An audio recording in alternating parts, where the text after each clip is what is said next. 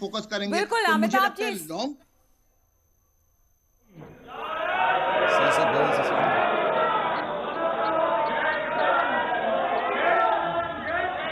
Item number 1 Shrimati Nirmala Sitharaman ji, आप बैठ जाए। माननीय सदस्य प्लीज, माननीय सदस्य प्लीज, प्लीज माननीय सदस्य please.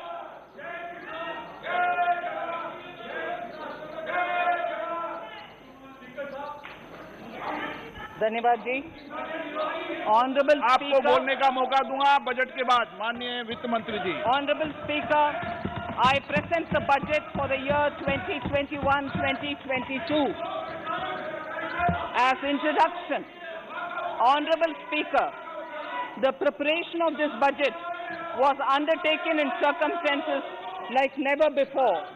We knew of calamities that have affected a country or a region within a country. But what we have endured with COVID-19 through 2020 is sui generis. When I presented the budget 2020-2021, we could not have imagined that the global economy, already in throes of a slowdown, would be pushed into an unprecedented contraction. We could not have also imagined then that our people, as those in other countries, would have to endure the loss of near and dear ones and suffer hardships brought about due to a health crisis. The risk of not having a lockdown was far too high.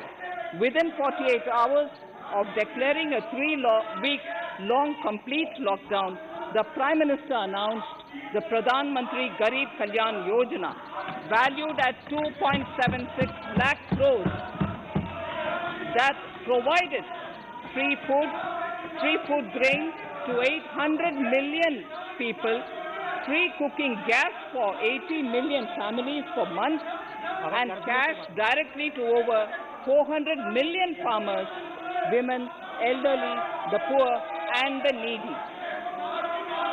Even as a large section of citizens stayed home, milk, vegetables, fruit suppliers, health and sanitary workers, truck drivers, railways and public transport workers, bank employees, electricity workers, our annadatas, police, firemen and the armed forces all had to go about their work as normal, but with the additional anxiety of the virus hanging over them.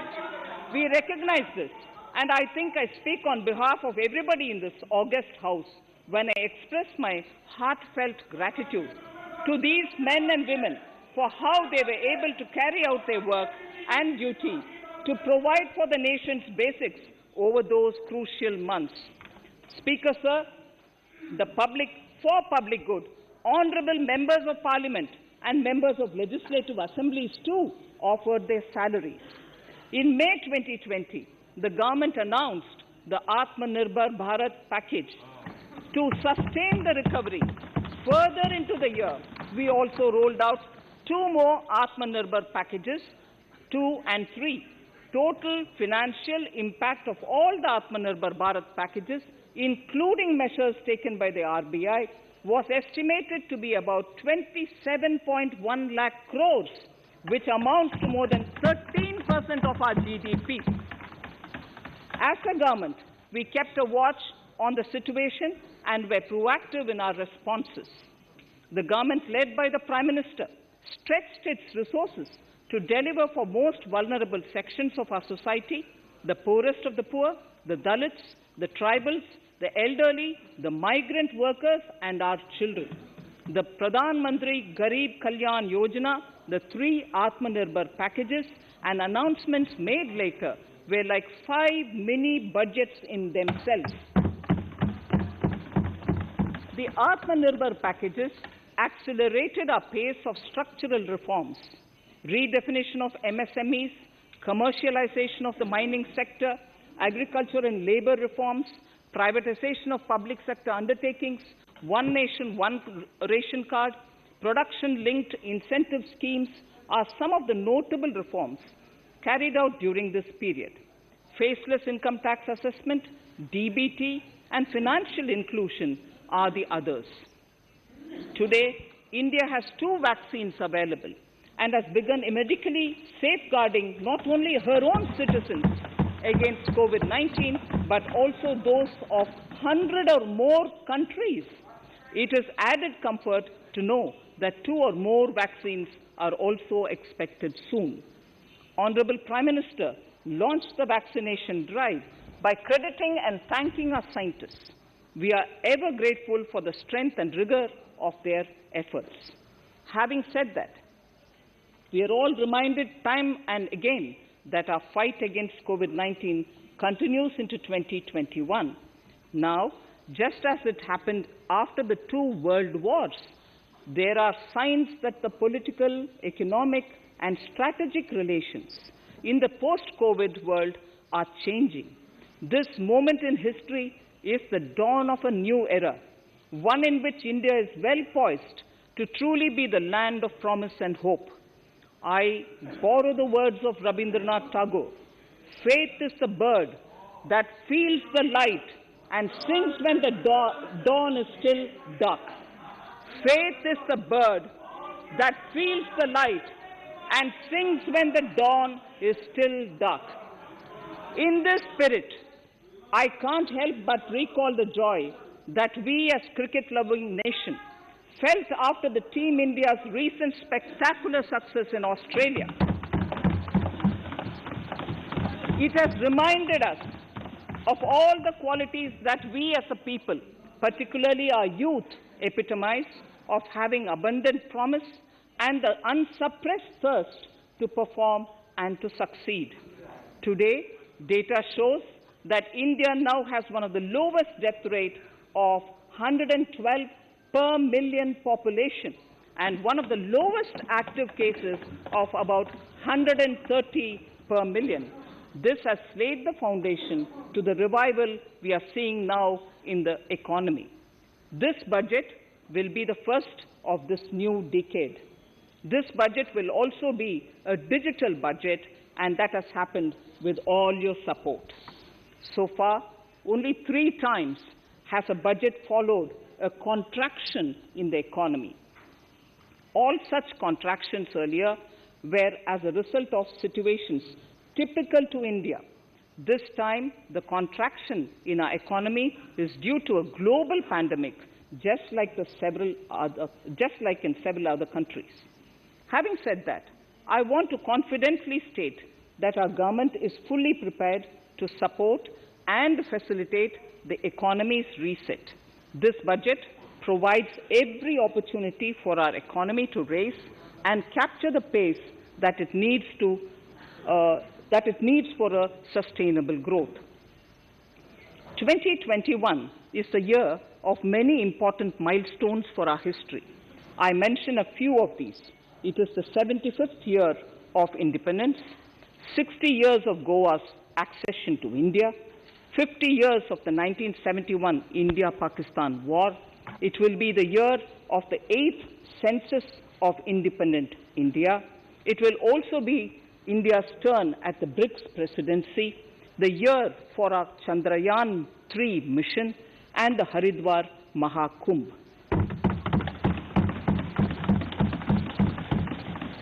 Honorable Speaker, before I commence Part A of the budget, I want to take a moment to acknowledge how isolating and distancing seemed like insurmountable challenges for a country like ours that has people coming together in times of crisis. It hurts us in many ways. It hurt us in many ways. I bow my head in respect to every citizen for the endurance shown in facing what was an undeniably a tough year for all our physical and mental well-being. Part A. In Part A, I wish to lay a vision for Atmanirbhar Bharat. Atmanirbhar Bharat or Atmanirbharta is not a new idea. Ancient India was largely self-reliant, and equally a business epicenter of the world. Atmanirbhar Bharat is an expression of the 130 crore Indians who have full confidence in their capabilities and skills. We are already part of international groupings such as the G20 and the BRICS, the Coalition for Disaster Resilient Infrastructure, and the International Solar Alliance are realities today due to India's efforts. The proposals in Part A will further strengthen the sankalp of nation first, doubling farmers' income, strong infrastructure, healthy India, good governance, opportunities for youth, education for all, women empowerment, and inclusive development, among others. Additionally, all हम जो हैं 13 जो वायदे किए हैं उसको हम पूरा कर पाएंगे। बजट 2015-16 में जो वायदे किए थे हम उसको पूरा कर पाएंगे और उसको हम मूर्त रूप दे पाएंगे। अमृत महोत्सव 2022 का 75वां वर्ष होगा हमारी आज़ादी का 2022 में, और उसमें आत्मनिर्भर भारत की गूंज को ही वो पूरा कर पाएंगे। और 6 ये स्तंभ हैं: स्वास्थ्य और वित्तीय पूंजी और अवसंरचना का विकास, समावेशिकता का विकास हो, भारत और मानवता जो संसाधन है उसको मजबूत करें और न्यूनतम कम लोगों के साथ शासन चला सकें। पहला जो स्तंभ है स्वास्थ्य और सबका कल्याण हो, यदि आरंभ में ही मैं ये कहना चाहूंगी कि जो स्वास्थ्य और अवसंरचना के क्षेत्र में निवेश किया गया बजट में उसमें काफी अधिक बढ़ोतरी की गई है और इसको आप देख पाएंगे। संस्थान हमारा जो प्रतिबद्धताएं हैं, हम समग्र रूप से इस कार्य को आगे बढ़ाएंगे और हम 3 क्षेत्रों को मजबूती प्रदान करेंगे: क्यूरेटिव, और हम चाहेंगे सबका कल्याण हो, सबकी तरफ ध्यान देंगे। जो हमारी स्वास्थ्य व्यवस्थाएं हैं उसमें केंद्र द्वारा प्रायोजित योजनाएं हैं, आत्मनिर्भर स्वस्थ भारत योजना, इसको शुरू किया जाएगा। इसमें 64,180 करोड़ रुपए का इसकी लागत से हम इस परिव्यय का आरंभ करेंगे। इसमें परिव्यय होगा और इससे हमारी क्षमता का विकास होगा। प्राथमिक और दूसरा जो हमारी स्वास्थ्य व्यवस्थाएं हैं वो सुधरेंगी, उसको मजबूती मिलेगी और जो हमारे संस्थान हैं, इस कार्य में लगे हुए नए संस्थान हैं, वो भी इस पर ध्यान दे पाएंगे। वो नए और जो रोग हैं उभर रहे हैं उसकी तरफ वो ध्यान दे पाएंगे और इससे जो हमारा स्वास्थ्य मिशन है वो आगे बढ़ेगा। ये जो योजनाएं हैं 17,000 ग्रामीण और 11,000 शहरी क्षेत्रों में जो वेलनेस सेंटर हैं उस पर ध्यान दे पाएंगे और इसके लिए प्रयोगशालाएं शुरू की जाएंगी। 3,382 ब्लॉक यूनिट्स होंगी 11 राज्यों में और क्रिटिकल केयर अस्पताल होंगे ब्लॉक्स में 682 जिलों में और केंद्रीय संस्थान होंगे। इससे हमारे जो राष्ट्रीय केंद्र हैं वो होंगे 5, इसके क्षेत्रीय केंद्र होंगे और 20 इकाइयां होंगी। इससे एकीकृत जानकारी मिल पाएगी। इसके लिए पोर्टल होगा सभी राज्यों में, केंद्र शासित प्रदेशों में, ताकि हम सभी सार्वजनिक जो प्रयोगशालाएं हैं स्वास्थ्य के क्षेत्र में उनको जोड़ सकें। 17 नई पब्लिक हेल्थ यूनिट होंगी और इससे 33 जो मौजूदा पब्लिक हेल्थ यूनिट हैं उनको मजबूत कर पाएंगे, उनको सशक्त कर पाएंगे और 42 हवाई अड्डे होंगे, 11 सी पोर्ट्स होंगे और लैंड क्रॉसिंग होंगी और 15 हेल्थ इमरजेंसी ऑपरेशन सेंटर होंगे और 2 मोबाइल हॉस्पिटल होंगे और एक राष्ट्रीय संस्थान होंगे, केंद्रीय अनुसंधान प्लेटफॉर्म होंगे, WHO World Health Organization South East Asia क्षेत्र में 9 बायोसेफ्टी लेवल के 3 प्रयोगशालाएं होंगी और 4 क्षेत्रीय राष्ट्रीय स्तर के संस्थान होंगे। न्यूट्रिशन पोषण के क्षेत्र में हम चाहते हैं कि हमारे यहाँ जो पोषण है वो अच्छा हो और ये सभी को पौष्टिक भोजन मिले।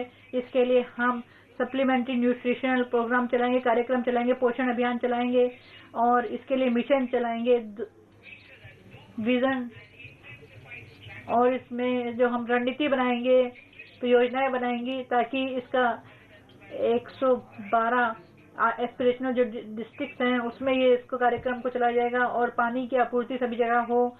WHO ने बार बार इस बात पर जोर दिया है कि स्वच्छ जल मिले, साफ सफाई हो, पर्यावरण साफ हो, और ये 3 आवश्यक जरूरतें हैं हमारी, ताकि हम सभी को जल जीवन मिशन उसकी शुरुआत की जाएगी। इसका उद्देश्य ये है कि सभी का जल आपूर्ति हो सके। 4300 जो से अधिक जो हमारी लोकल बॉडी है वहाँ पर जल मिल सके, पानी मिल सके और सभी जगह पानी पहुँच सके, पानी का कनेक्शन दिया जा सके, और जो वेस्ट मैनेजमेंट है उसको भी आगे बढ़ाएंगे और इसको 5 सालों में इसको लागू किया जाएगा। और इसमें परिव्यय होगा 2,87,000 करोड़ का परिव्यय आएगा, इसमें खर्च आएगा। स्वच्छ भारत और स्वस्थ भारत, इसको और अधिक स्वच्छता को बढ़ाने के लिए शहरी क्षेत्रों में हम चाहते हैं कि पूरी तरीके से स्वच्छ प्रबंधन के लिए प्रयास करें, वेस्ट वाटर ट्रीटमेंट के लिए प्रयास किए जाएं और कूड़े को अलग किया जा सके प्लास्टिक से, और जो हवा में प्रदूषण होता है उसको कम किया जा सके, और जो निर्माण के क्षेत्र में जिससे प्रदूषण होता है उसको भी ठीक किया जा सके। और जो इसके लिए डंप साइट जो हैं, स्वच्छ भारत मिशन में 2 इसको लागू किया जाएगा। इसके लिए कुल वित्तीय आवंटन होगा 1,47,678 करोड़ का 5 वर्ष के लिए। 2020-21 से ये कार्यक्रम की शुरुआत की जाएगी। क्लीन जल, स्वच्छ वायु हो, क्योंकि पर्यावरण दूषित होता है, उसके लिए 2,217 करोड़ रुपए 43 शहरी क्षेत्रों के लिए रखे जाएंगे जो हमारी जनसंख्या है इस क्षेत्र में। और जो स्क्रैप की, इसके लिए माननीय अध्यक्ष जी हम अलग से नीति का घोषणा करेंगे, जो स्क्रैपिंग नीति है, ताकि जो पुराने जो हमारे कूड़ा कचरा है उसको, इससे जो ईंधन है वो ईंधन हमारा जो है पर्यावरण के अनुरूप होगा, और कचरा जो है, और हम तेल का जो आयात करते हैं उसके खर्च में कमी आएगी। और इसके लिए फिटनेस टेस्ट होगा, वाहनों का फिटनेस टेस्ट होगा 20 वर्ष के बाद अगर वाहन है, और 15 वर्ष जो वाणिज्यिक वाहन है उनके 15 साल, और बाकी दूसरे निजी वाहनों के लिए 20 साल। इसके लिए मंत्रालय कदम उठाएगा। वैक्सीन, नई कोकन वैक्सीन जिसका भारत में बनाया गया है, और जो 5 राज्यों में, जो सारे देश में जिसका इस्तेमाल किया जाएगा। 50,000 बच्चों की जो मृत्यु हो जाती है उसको रोका जा सकेगा। माननीय अध्यक्ष जी, मैंने 35,000 करोड़ रुपए का आवंटन किया है कोविड-19 वैक्सीन के लिए इस वर्ष 2020-21 में।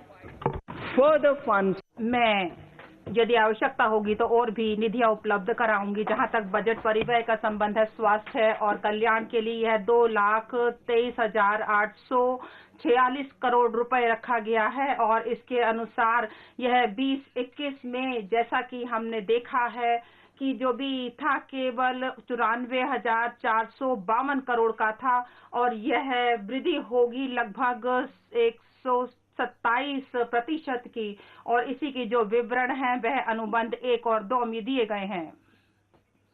माननीय अध्यक्ष महोदय, अब मैं दूसरी बात पर जाती हूं जो कि वित्तीय परिव्यय और ढांचागत विकास के संबंध में है। आत्मनिर्भर भारत जो उत्पादन से संबंधित लिंक परियोजना है, इस संबंध में मैं आपके सामने बहुत ही दबाव देकर यह कहना चाहती हूं, जहां तक 5 ट्रिलियन अर्थव्यवस्था का संबंध है और विनिर्माण क्षेत्र का संबंध है, इसके लिए विनिर्माण को दुगने अंक पर बढ़ना होगा। जहां तक विनिर्माण कंपनियां हैं उन्हें बहुत ही अभिन्न अंग बनाना होगा, विश्व स्तर पर आगे बढ़ने के लिए और साथ ही साथ प्रतिस्पर्धा में आगे बढ़ाना होगा, ताकि सभी प्रकार की PIL योजनाएं हैं वहां पर विश्व के साथ प्रतिस्पर्धा कर सके आत्मनिर्भर भारत बनने के लिए। और यह 13 क्षेत्रों में दिए गई है और भारत सरकार ने इसके लिए 1.97 करोड़ रुपए 5 वर्ष की अवधि के लिए दी गए हैं, जिसकी आरंभ इसी वर्ष से होगा। इसके साथ ही हमें स्वास्थ्य और हमारे जो मूलभूत क्षेत्र हैं उसमें हमें विश्व स्तर पर हम उभरेंगे और हमारे युवाओं को इससे रोजगार भी मिलेगा।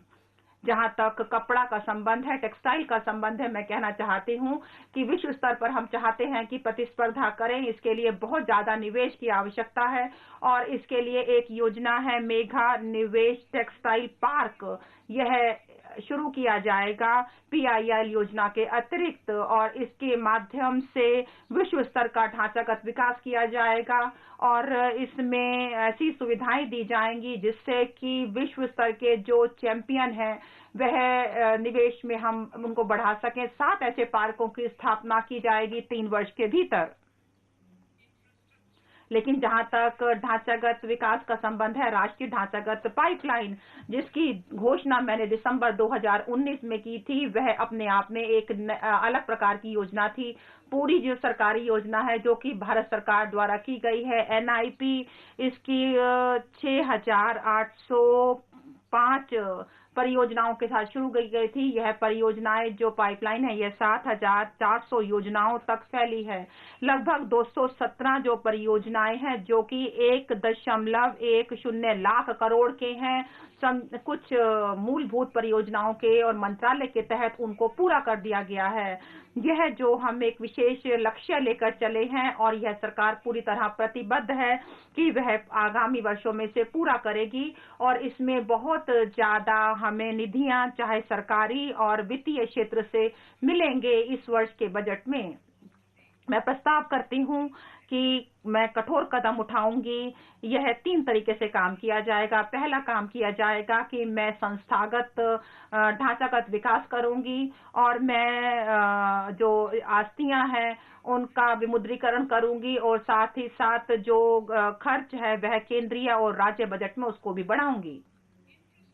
लेकिन जहां तक ढांचागत नियम है वह लंबी अवधि के जो इसमें वित्त है वह पेशेवर रूप से इनका प्रबंधन किया जाता है और इसमें संस्थागत चीजों का विकास करना होगा। इसे परंतुक के रूप में लाकर हम एक ऐसा काम करेंगे जिससे हम बेहतर रूप से काम करें और इसके अनुसार मैं एक ऐसा विधेयक लेकर आऊंगी ताकि हम ऐसे संस्थानों को विकसित कर सके। और इसके लिए मैंने 20,000 करोड़ रुपए आवंटित किए हैं इस संस्थान के लिए और हमारी महत्वाकांक्षा यह है कि हम एक ऐसी पोर्टफोलियो बनाएं जिसमें 5 लाख करोड़ इस BFI के लिए दिए जाएं और यह 3 वर्ष के भीतर दिया जाएगा।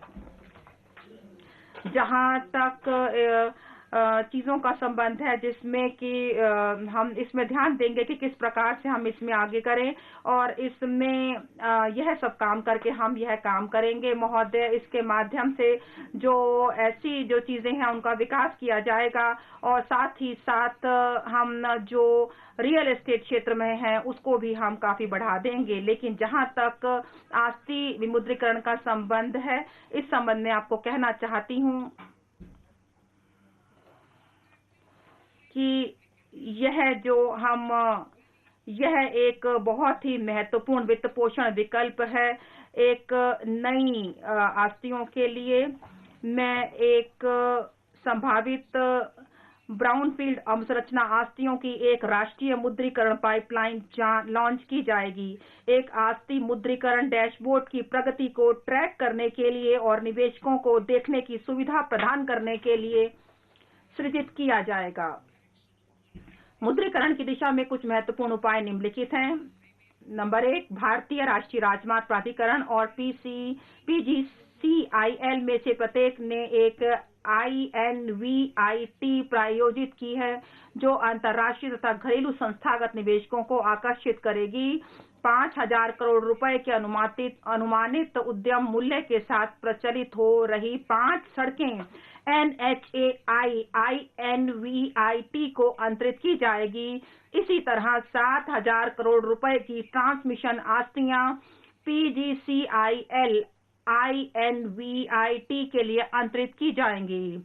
रेलवे समर्पित भाड़ा कॉरिडोर आस्तियों को चालू होने के पश्चात प्रचालन और रखरखाव के लिए मुद्रीकृत करेगा।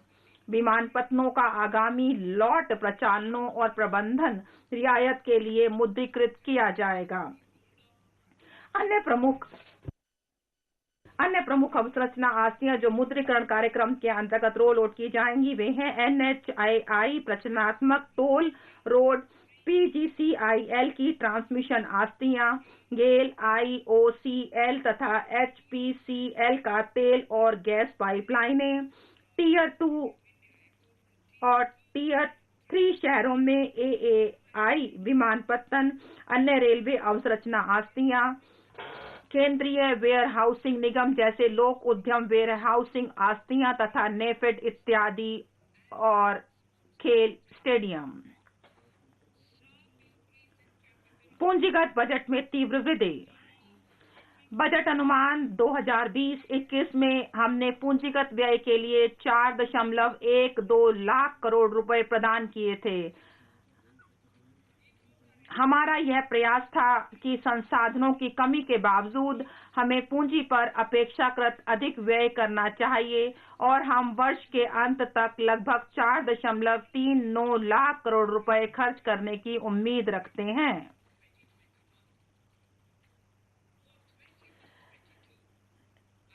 2021-22 के लिए मैं पूंजीगत वृद्धि में तीव्र वृद्धि का प्रस्ताव करती हूं और इस प्रकार 5.54 लाख करोड़ रुपए प्रदान किए गए हैं, जो 2021 के बजट अनुमान से 34.5% अधिक है। इसका मैंने परियोजनाओं, कार्यक्रमों, विभागों के लिए प्रदान किए जाने वाले आर्थिक कार्य विभाग के बजट शीर्ष में 44,000 करोड़ रुपए से अधिक राशि रखी है, जो पूंजीगत व्यय पर अधिक प्रगति दर्शाती है और अधिक निधियों की आवश्यकता है। इस व्यय के अतिरिक्त हम राज्यों और स्वायत्त निकायों को उनके पूंजीगत व्यय के लिए 2 लाख करोड़ रुपए से अधिक की राशि भी प्रदान करेंगे। हम अवसंरचना के सृजन पर अपने बजट में अधिक खर्च करने के लिए राज्यों को प्रेरित करने के लिए विशिष्ट तंत्र भी तैयार करेंगे।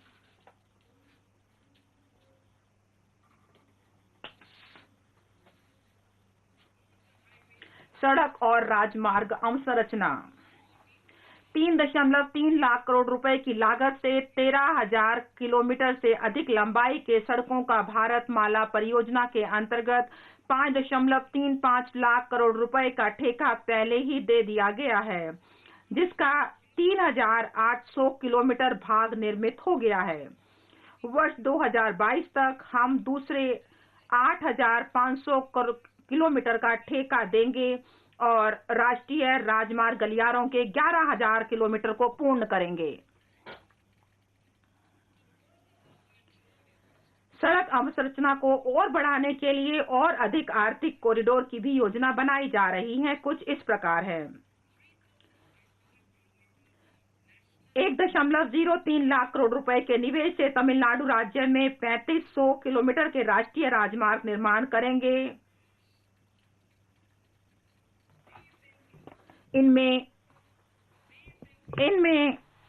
मदुरई कोल्लम कॉरिडोर, चित्तूर थैचूर कॉरिडोर शामिल हैं और निर्माण कार्य आगामी वर्ष से प्रारंभ होगा।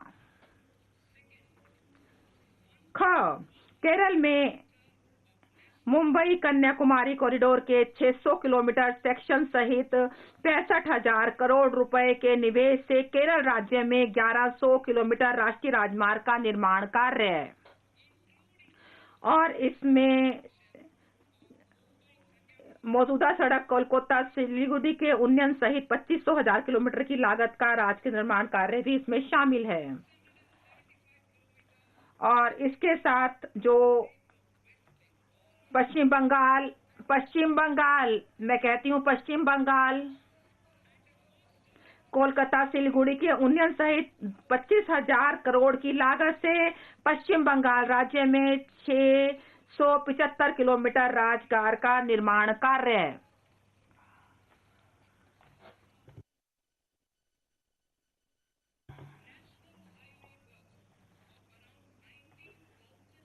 असम राज्य में इस समय लगभग 19,000 करोड़ रुपए के राष्ट्रीय राजमार्ग निर्माण कार्य आसाम में चल रहे हैं। इसके अतिरिक्त राष्ट्रीय राजमार्गों के 1300 किलोमीटर से अधिक को कवर करते हुए 34,000 करोड़ रुपए से अधिक के निर्माण कार्य आगामी 3 वर्षों में राज्य में निष्पादित किए जाएंगे।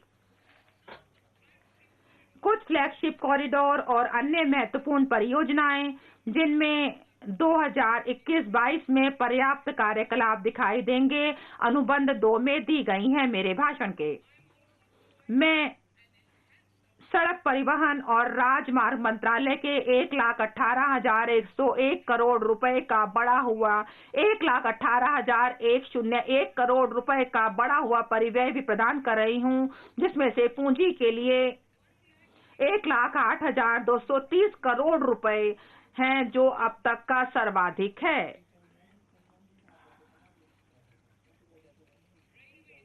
रेलवे अवसंरचना। माननीय अध्यक्ष महोदय, भारतीय रेलवे ने भारत के लिए एक राष्ट्रीय रेल योजना 2030 तैयार की है। इस योजना को 2030 तक भविष्य के लिए तैयार रेलवे तंत्र सृजित करना है। हमारे उद्योगों के लिए परिवहन लागत को कम करना मेक इन इंडिया को समर्थ बनाने के लिए हमारी रणनीति का मुख्य बिंदु है। यह संभावना है कि पश्चिम समर्पित भारत कॉरिडोर और पूर्वी समर्पित कॉरिडोर जून 2022 तक चालू हो जाएगा। निम्नलिखित अतिरिक्त पहल प्रस्तावित हैं। 2021-22 में पूर्वी डीएफसी का सोननगर गोमो खंड 263.7 किलोमीटर पीपीपी मोड में शुरू किया जाएगा और यह इस वर्ष शुरू किया जाएगा। 274.3 किलोमीटर का गोमो दानकुन्नी खंड भी इसके तत्काल बाद शुरू किया जाएगा। हम भावी समर्पित भावी कॉरिडोर परियोजना को निष्पादित करेंगे। नामतः खड़गपुर से विजयवाड़ा तक पूर्वी तट कॉरिडोर, भुसावल से खड़गपुर से दानकुनी तक पूर्वी पश्चिम कॉरिडोर और इटारसी से विजयवाड़ा तक उत्तर दक्षिण कॉरिडोर। प्रथम चरण में विस्तृत परियोजना रिपोर्टें निष्पादित की जाएंगी। विद्युतीकृत broad gauge route kilometre RKM 46,000 RKM अर्थात RKM है ये 46,000 किलोमीटर, मतलब 1 अक्टूबर 2020 को 41,548 RKM से 2021 के अंत तक 72% विस्तार तक पहुंचने की संभावना है और ब्रॉडगेज रूटों का 100% विद्युतीकरण दिसंबर 2023 तक पूरा हो जाएगा।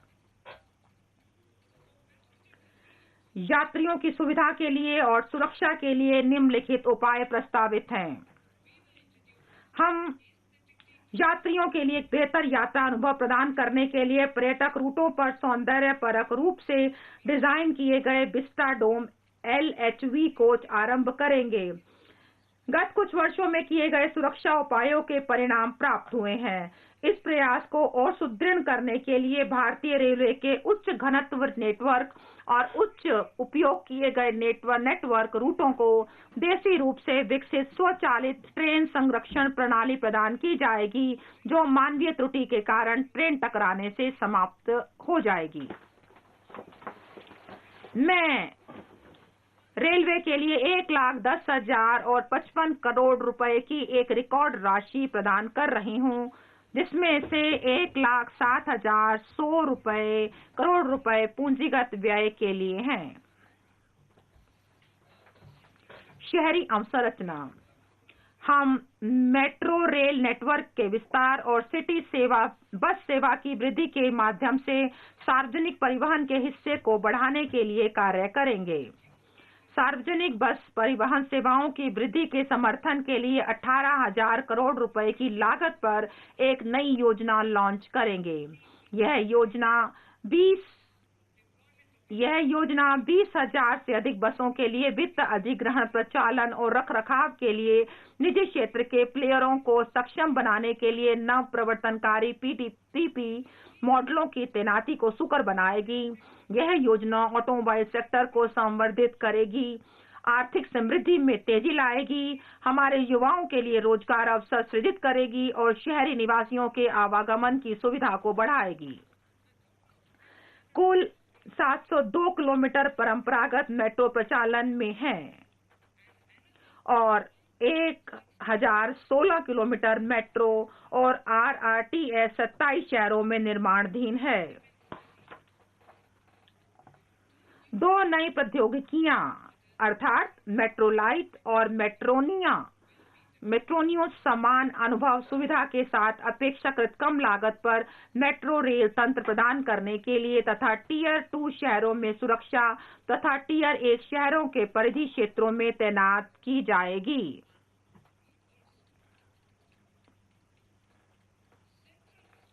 केंद्रीय हिस्से की धनराशि निम्नलिखित को दी जाएगी। कोच्चि मेट्रो रेलवे फेज 2 जिसकी लंबाई 11.5 किलोमीटर और लागत 1957.05 करोड़ रुपए होगी। चेन्नई मेट्रो रेलवे फेज 2 जिसकी लंबाई 118.9 किलोमीटर और लागत 63.246 करोड़ रुपए होगी। Bengaluru metro railway project phase 2A और 2B जिसकी लंबाई 58.19 किलोमीटर और लागत 14,788 करोड़ रुपए होगी। नागपुर मेट्रो रेल परियोजना फेज 2 और नासिक मेट्रो जिसकी लागत क्रमशः 5,976 करोड़ रुपए और 2,092 करोड़ रुपए होगी। विद्युत अवसंरचना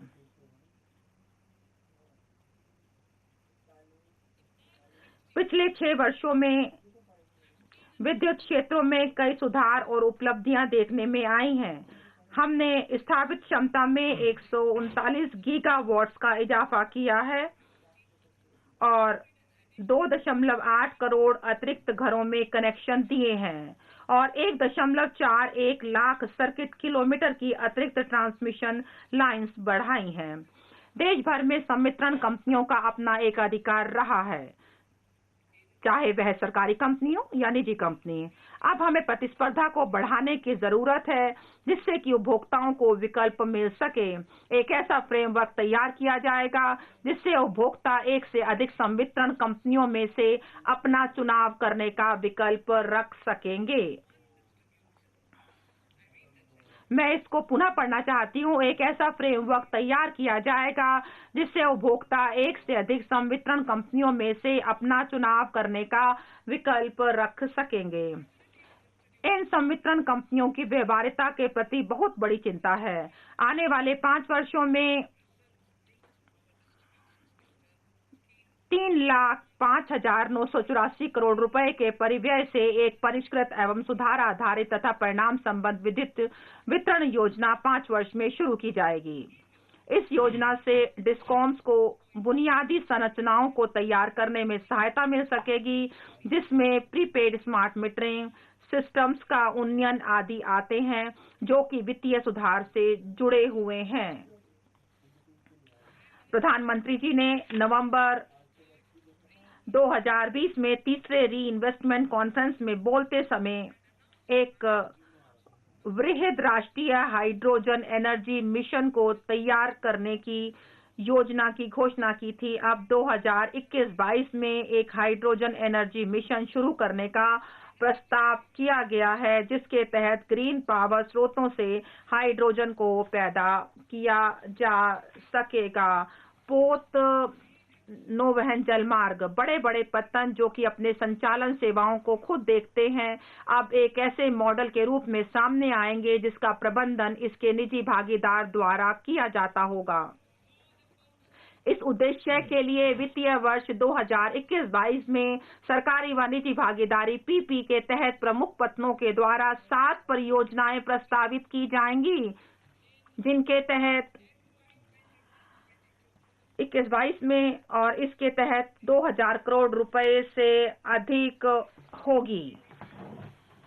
Launched by भारत में मर्चेंट शिप को बढ़ावा देने की एक योजना शुरू की जाएगी, जिसमें मंत्रालयों और सीपीएसआई के द्वारा जारी किए जाने वाले विश्व स्तरीय निविदाओं में भारतीय शिपिंग कंपनियों की सब्सिडी के माध्यम से सहायता दी जा सकेगी।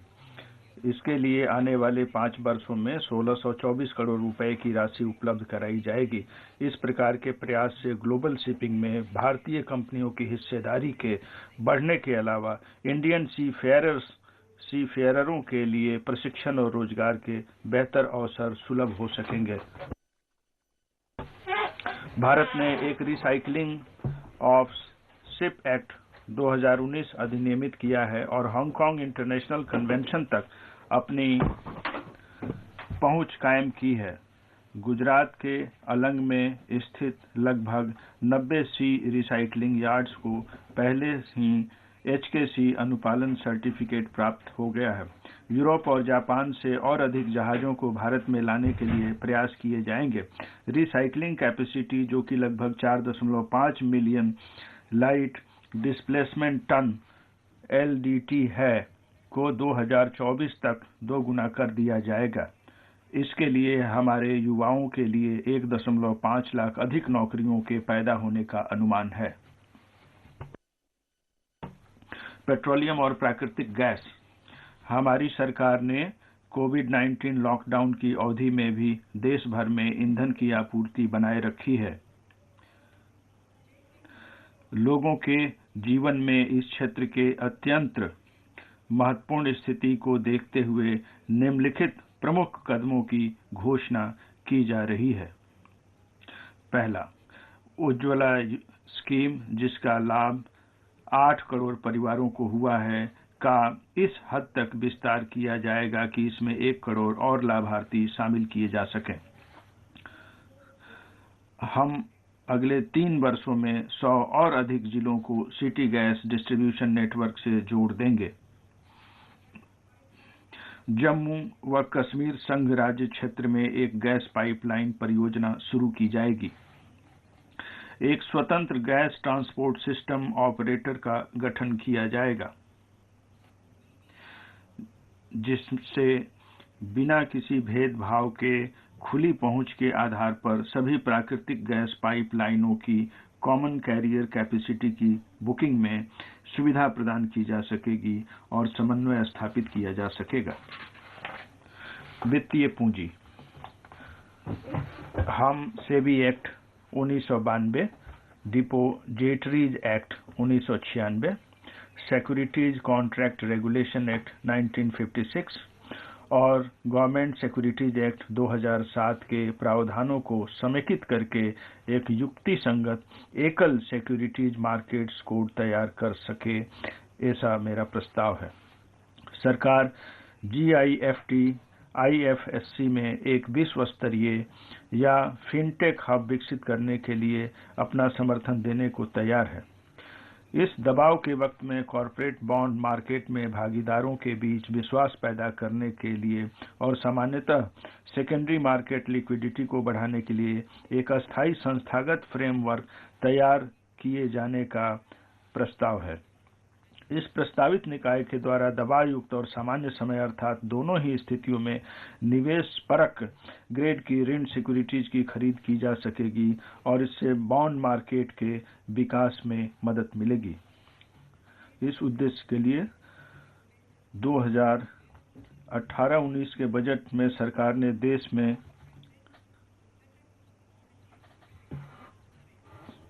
सोने के विनिमय को विनियमित करने के लिए एक व्यवस्था स्थापित करने की अपनी मंशा की घोषणा की थी। मैं प्रस्ताव करती हूं कि जो जितने वित्तीय गैर परंपरागत ऊर्जा क्षेत्र को और अधिक बढ़ावा देने के लिए मेरा प्रस्ताव भारतीय सौर ऊर्जा निगम में 1000 करोड़ रुपए और भारतीय नवीकरणीय विकास एजेंसी में 1500 करोड़ रुपए की अतिरिक्त पूंजी को लगाने का है। मैं बीमा क्षेत्र में एफडीआई को बढ़ावा देने के लिए मेरा प्रस्ताव बीमा अधिनियम 1938 में संशोधन किए जाने का है, जिससे इसके लिए बीमा कंपनियों में अनुज्ञेय एफडीआई सीमा को 49% से बढ़ाकर 74% की जा सके और सुरक्षा उपायों को अपनाते हुए विदेशी स्वामित्व और नियंत्रण को स्वीकृति दी जा सके। इस नई संरचना के अंतर्गत बोर्ड के ज्यादातर निवेशक और प्रबंधन से जुड़े प्रमुख व्यक्ति रेजिडेंट इंडियन होंगे, जिनमें कम से कम 50% निदेशक स्वतंत्र निदेशक होंगे और लाभ का एक विशेष प्रतिशत सामान्य रूप से आरक्षित रखा जाएगा। एक नई संरचना को स्थापित करके तनावग्रस्त परिसंपत्ति का समाधान। सार्वजनिक क्षेत्र के बैंक अपने संकटग्रस्त परिसंपत्ति के लिए उच्च स्तर का प्रावधान कर सके, इसके लिए ऐसे उपाय की जरूरत है जिससे बैंक के बही खाते ठीक हो सके। एक एसेट रिकंस्ट्रक्शन कंपनी लिमिटेड और एसेट मैनेजमेंट कंपनी का गठन किया जाएगा, जिससे वर्तमान के तनावग्रस्त ऋण को समेकित किया जा सके और उसे अपने हाथों में लिया जा सके। फिर उसके बाद उस परिसंपत्ति का वैकल्पिक निवेश कोष में निपटान किया जा सके और अन्य सक्षम निवेशकों को दिया जा सके ताकि उसका अंतिम मूल्य प्राप्त हो सके। पीएसबी का पुनर्पूंजीकरण। पीएसबी की वित्तीय क्षमता को और अधिक समेकित करने के लिए वर्ष 2021-22 में 20,000 करोड़ रुपए और का पुनः पूंजीकरण किए जाने का प्रस्ताव है। जमा बीमा। पिछले वर्ष सरकार ने बैंक ग्राहकों के लिए डिपॉजिट बीमा कवर को 1 लाख रुपए से बढ़ाकर 5 लाख रुपए तक कर दिए जाने के लिए अपनी मंजूरी दे दी थी। हम इसी सत्र में DICGC एक्ट 1961 में संशोधन करने का प्रस्ताव लाएंगे, जिससे कि इसके प्रावधानों को स्ट्रीमलाइन किया जा सके, ताकि यदि कोई बैंक अस्थायी रूप से अपने दायित्वों का निर्वहन करने में असफल हो जाता है, तो ऐसे बैंक में जमा करने वाले व्यक्ति आसानी से समय पूर्वक अपनी जमा राशि को इस सीमा तक प्राप्त कर सकें जिस सीमा तक वह बीमा कवरेज के अंतर्गत आती हो। इससे बैंक के उन जमाकर्ताओं को मदद मिल सकेगी जो कि इस समय तनावग्रस्त हैं। छोटे मोटे कर्जदारों के हितों को सुरक्षा प्रदान करने के साथ साथ क्रेडिट की व्यवस्था में सुधार लाने के लिए NBFC के लिए, जिसकी न्यूनतम परिसंपत्ति 100 करोड़ रुपए तक की हो सकती है, सिक्योरिटाइजेशन एंड रिकंस्ट्रक्शन और financial assets and enforcement of securities interest act 2002 के अंतर्गत ऋण वसूली के लिए पात्र न्यूनतम ऋण की सीमा को 50 लाख रुपए के वर्तमान स्तर से कम करके 20 लाख रुपए तक करने का प्रस्ताव किया जा रहा है। कंपनी मामले। कंपनी अधिनियम 2013 के अंतर्गत प्रक्रियागत और तकनीकी रूप से समन किए जाने वाले अपराधों को समाप्त किए जाने का काम अब पूरा हो गया है। अब हमारा प्रस्ताव लिमिटेड लायबिलिटी पार्टनरशिप एक्ट 2008 को अपराध मुक्त बनाने के लिए अगला कदम उठाए जाने का है। माननीय अध्यक्ष महोदय, मेरा कंपनी अधिनियम 2013 के अंतर्गत लघु कंपनियों की परिभाषा में संशोधन करने का प्रस्ताव है, जिसके तहत प्रदत्त पूंजी के लिए उसकी न्यूनतम सीमा थ्रेशोल्ड 50 लाख रुपए से अनधिक के स्थान पर 2 करोड़ रुपए से अनधिक तथा कारोबार की न्यूनतम सीमा को 2 करोड़ रुपए से अनधिक के स्थान पर 20 करोड़ रुपए से अनधिक किया जाए। इससे 2 लाख से अधिक कंपनियों को अपने अनुपालन संबंधी जरूरतों को पूरा करने में आसानी होगी। एक अन्य उपाय जिससे स्टार्टअप और अभिनवकर्ताओं को लाभ पहुंचेगा के रूप में मेरा प्रस्ताव यह है कि OPC को मंजूरी देते हुए एकल व्यक्ति कंपनी के निगमन को प्रोत्साहित किया जाए, जिससे कि प्रदत्त पूंजी और कारोबार पर बिना प्रतिबंध के वे अपना विकास कर सकें और उनको किसी भी समय अपना किसी भी अन्य प्रकार की कंपनी के रूप में बदलने की अनुमति दी जाए ओपीसी के गठन के लिए भारतीय नागरिक के रूप में उनके आवासन की सीमा को 182 दिन की रखी गई है, उसे 120 दिन की जाए और अनिवासी भारतीयों एनआरआई को भारत में अपनी ओपीसी स्थापित करने की अनुमति दी जाए। विवादों का तेजी से समाधान सुनिश्चित करने के लिए एनसीएलटी फ्रेमवर्क को मजबूत बनाया जाएगा, ई कोर्ट सिस्टम को लागू किया जाएगा और एमएसएमई के लिए ऋण समाधान की वैकल्पिक व्यवस्था और विशेष फ्रेमवर्क को लागू किया जाएगा। आने वाले राजकोषीय वर्ष 2021-22 के दौरान हम data analytics, artificial intelligence, machine learning चालित एमसीए 21 वर्जन 3.0 शुरू कर रहे होंगे। इस वर्जन 3.0 में ई स्क्रूटनी, ई एडजुडिकेशन, ई कंसल्टेशन और अनुपालन प्रबंधन के अतिरिक्त मॉड्यूल्स होंगे।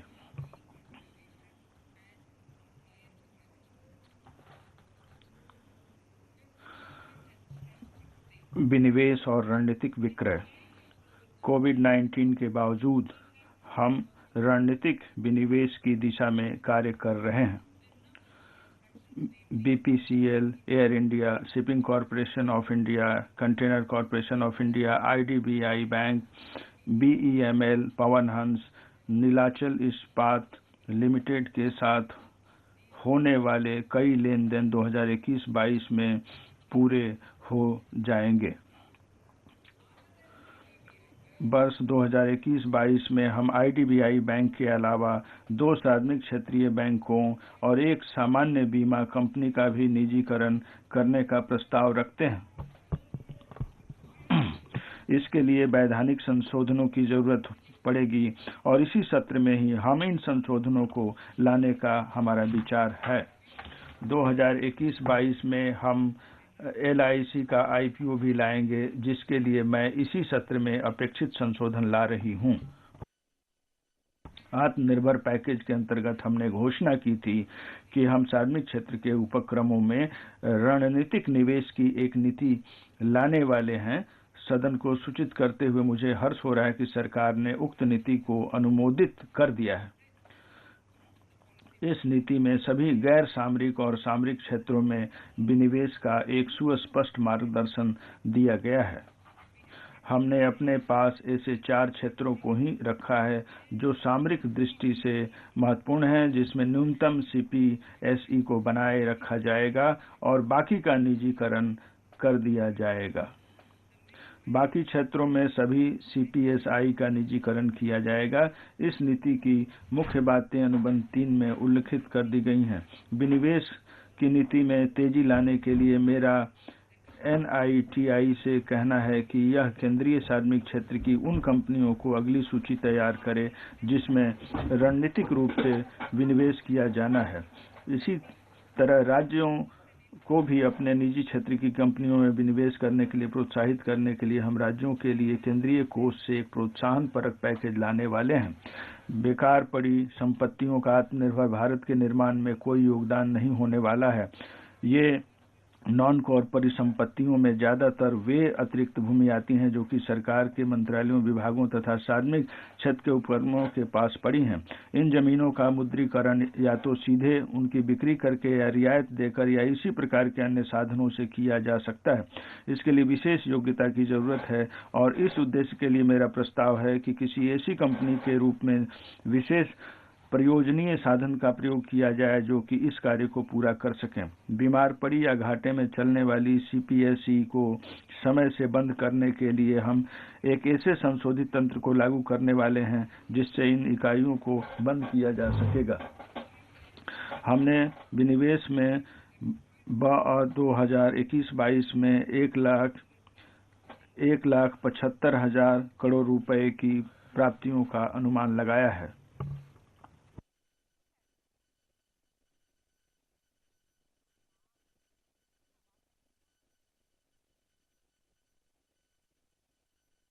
सरकारी वित्तीय सुधार। Treasury single account system TSA के अंतर्गत स्वायत्तशासी निकाय अपने वास्तविक खर्च के समय सरकार के खाते से अपना फंड सीधे निकाल सकते हैं। इससे ब्याज के रूप में आने वाली बचत लागत बच जाती है। हम 2021-22 से इस TSA सिस्टम को सर्वसुलभ रूप से लागू करने वाले हैं। 15वें वित्त आयोग की सिफारिश के आधार पर हमने केंद्रीय प्रायोजित योजनाओं को युक्तिसंगत बनाने और इनकी संख्या को कम करने का विस्तृत कार्य किया है। इससे इनके परिव्यय को समेकित किया जा सकेगा और बेहतर परिणाम सामने आएंगे। सरकार बहुराज्य सहकारी समितियों के विकास के प्रति प्रतिबद्ध है और उनको हर तरह की सहायता देगी। सहकारी समितियों के लिए ईज ऑफ डूइंग बिजनेस को और अधिक सरल बनाने के लिए मेरा प्रस्ताव उनके लिए एक अलग से प्रशासनिक संरचना स्थापित करने का है।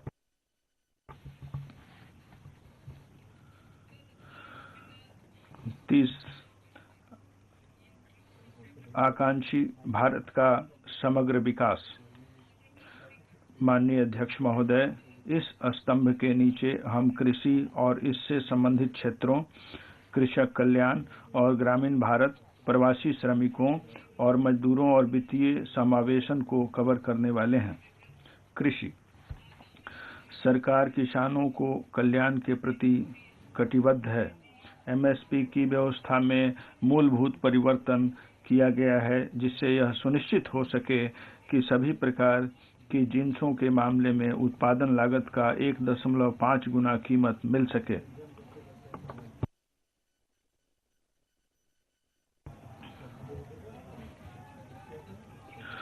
खरीद का कार्य भी अब तेजी से जारी है। इसके परिणाम स्वरूप किसानों को पर्याप्त भुगतान किए जाने के मामले में बढ़ोतरी हुई है।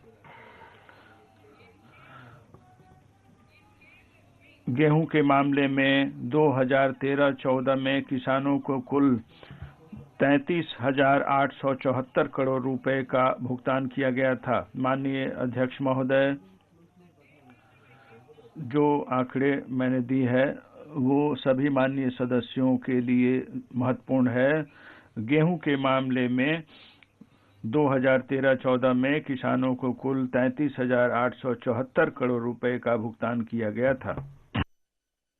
2019-20 में यह राशि 62,802 करोड़ रुपए थी और 2020-21 में स्थिति और भी अच्छी हुई तथा किसानों को कुल 75,060 करोड़ रुपए का भुगतान कर दिया गया है।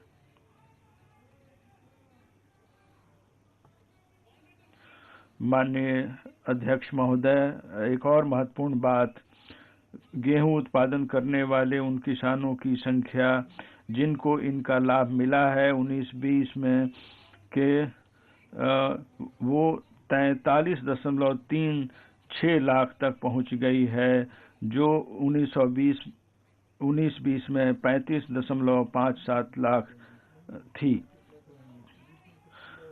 जहां तक धान की बात है तो 2013-14 में 63,928 करोड़ रुपए का भुगतान किया गया था।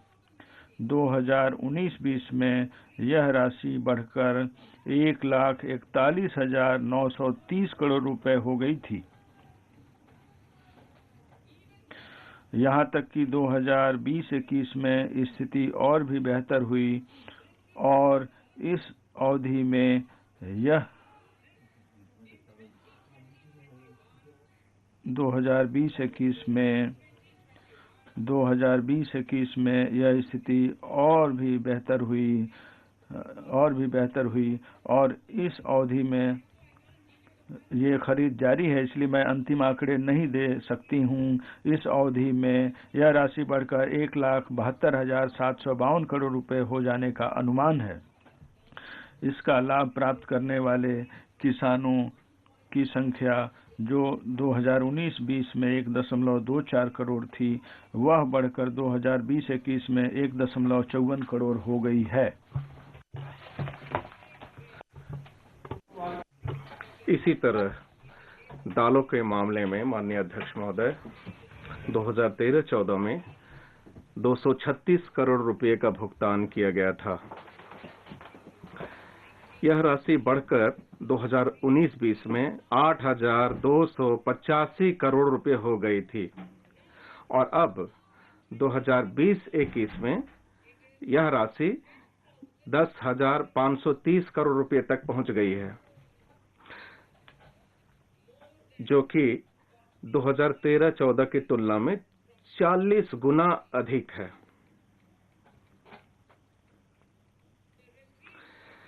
कपास के किसानों को मिलने वाली राशि में उल्लेखनीय वृद्धि हुई है, जो कि 2013-14 के 90 करोड़ रुपए से बढ़कर अब 27 जनवरी 2021 को 25,974 करोड़ रुपए हो गई है। इसका जो ब्यौरा है, मैं जो आंकड़े आपको दे रही हूँ वो 27 जनवरी 2021 के आंकड़े हैं और इसका 90 करोड़ रुपए जो 2013-14 में थे उसे 25,974 करोड़ रुपए कर दिया गया है। इसका ब्यौरा अनुबंध 4 में दिया गया है।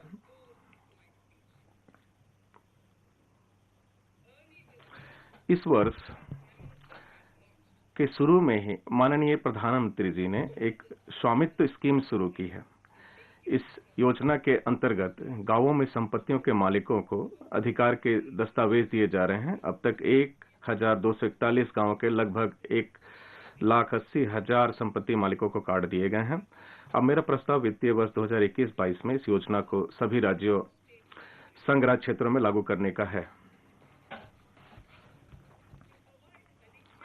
अपने किसानों को पर्याप्त ऋण सुलभ कराने के लिए हमने वित्तीय वर्ष 2022 में कृषि ऋण के लक्ष्य को बढ़ाकर 16.5 लाख करोड़ रुपए तक कर दिया है। हमारा ध्यान जो होगा वो पशुपालन, डेयरी और मत्स्यिकी के क्षेत्र में और अधिक ऋण सुलभ कराने पर हो। हम ग्रामीण अवसंरचना विकास कोष में किए जा रहे आवंटन को 30,000 करोड़ रुपए से बढ़ाकर 40,000 करोड़ रुपए कर रहे हैं। नाबार्ड के अंतर्गत जो 5,000 करोड़ रुपए से एक माइक्रो इरिगेशन फंड स्थापित किया गया, मेरा प्रस्ताव इसमें 5,000 करोड़ रुपए और डालकर इसको दोगुना करने का है। कृषि और संबद्ध उत्पादों के मूल्य संवर्धन को बढ़ावा देने और उसके निर्यात को बढ़ाने के लिए ऑपरेशन ग्रीन स्कीम, जो कि इस समय केवल टमाटर, प्याज और आलू पर लागू है, के दायरे को बढ़ाकर इसमें जल्दी खराब होने वाले 22 और उत्पादों को शामिल किया जाएगा। ENAM के तहत 1.68 करोड़ किसानों का पंजीकरण किया गया है और 1.14 लाख करोड़ रुपए का व्यापार मूल्य हासिल हुआ है।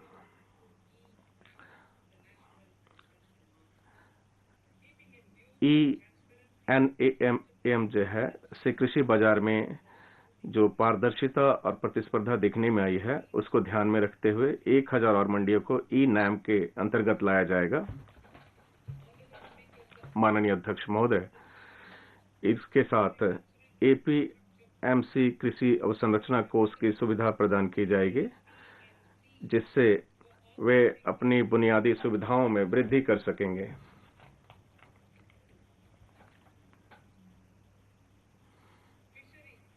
मत्स्यिकी, मैं इसमें प्रस्ताव करती हूं कि हम आधुनिक मत्स्यिकी बंदरगाहों और फिश लैंडिंग सेंटर के विकास में पर्याप्त निवेश के लिए प्रस्ताव कर रहे हैं। शुरू में 5 मत्स्य बंदरगाहों कोच्चि, चेन्नई, विशाखापट्टनम, पारादीप और पेटुआ घाट का आर्थिक क्रियाकलापों के हब्स के रूप में विकास किया जाएगा। हम नदियों और जलमार्गों के किनारे स्थित अंतर्देशीय मत्स्य बंदरगाहों और फिश लैंडिंग सेंटर का भी विकास करेंगे। सीवीड फार्मिंग एक ऐसे क्षेत्र के रूप में उभर रहा है जिसमें तटीय समुदायों के जीवन में परिवर्तन लाने की क्षमता है। इससे बड़े पैमाने पर रोजगार मिल सकेगा और अतिरिक्त आय पैदा की जा सकेगी। सीवीड उत्पादन को बढ़ावा देने के लिए तमिलनाडु में एक मल्टीपर्पज सीवीड पार्क की स्थापना किए जाने का मेरा प्रस्ताव है। प्रवासी श्रमिक और मजदूर, हमने एक राष्ट्र एक राशन कार्ड की योजना शुरू की है, जिसके अंतर्गत लाभार्थी देश में कहीं भी अपना राशन ले सकते हैं। प्रवासी मजदूरों को इस योजना का विशेष रूप से लाभ होगा, क्योंकि वे अपने परिवार से दूर रह रहे हैं और जहां वह हैं वहां अपने हिस्से का राशन ले सकते हैं, जबकि उनका परिवार अपने मूल स्थान पर अपना बाकी राशन ले सकता है। मुझे आपको यह बताते हुए हर्ष हो रहा है कि इस एक राष्ट्र एक राशन कार्ड की योजना 32 राज्यों और संघ राज्य क्षेत्रों में चल रही है, जिसमें लगभग 69 करोड़ लाभार्थी आते हैं, जो कि कवर किए गए हैं कुल लाभार्थियों को 86% होते हैं। शेष 4 राज्यों और संघ राज्य क्षेत्रों में भी अगले कुछ महीनों में यह योजना लागू हो जाएगी। गैर संगठित क्षेत्र के श्रमिकों, विशेष रूप से प्रवासी मजदूरों के लिए किए जा रहे हमारे प्रयास को और आगे बढ़ाने के लिए मेरा प्रस्ताव एक ऐसे पोर्टल को शुरू करने का है जिस पर नावों, भवन निर्माण और निर्माण कार्य आदि में लगे श्रमिकों तथा अन्य श्रमिकों के बारे में संगत सूचना संग्रहित की जा सकती है। इससे प्रवासी मजदूरों के लिए स्वास्थ्य, आवास, कौशल, बीमा, क्रेडिट और खाद्य संबंधी योजनाओं को तैयार करने में मदद मिल सकेगी। 4 श्रम संहिताओं को लागू करके हम उस प्रक्रिया को पूरा कर सकेंगे जिसकी शुरुआत 20 वर्ष पहले हुई थी। विश्व भर में पहली बार नावों और प्लेटफार्मों पर काम करने वाले मजदूरों के लिए सामाजिक सुरक्षा का लाभ उपलब्ध कराया गया है।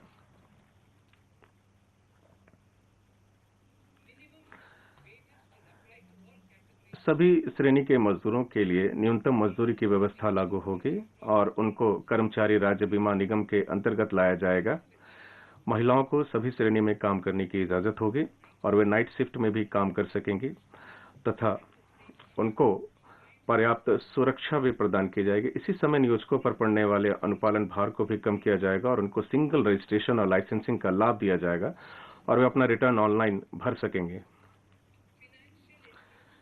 वित्तीय समायोजन, अनुसूचित जाति, अनुसूचित जनजाति और महिलाओं के लिए चलाई गई स्टैंड अप इंडिया स्कीम के अंतर्गत ऋण की सुविधा को और बेहतर बनाने के लिए मेरा प्रस्ताव है कि मार्जिन मनी की आवश्यकता को 25% से कम करके 15% कर दिया जाए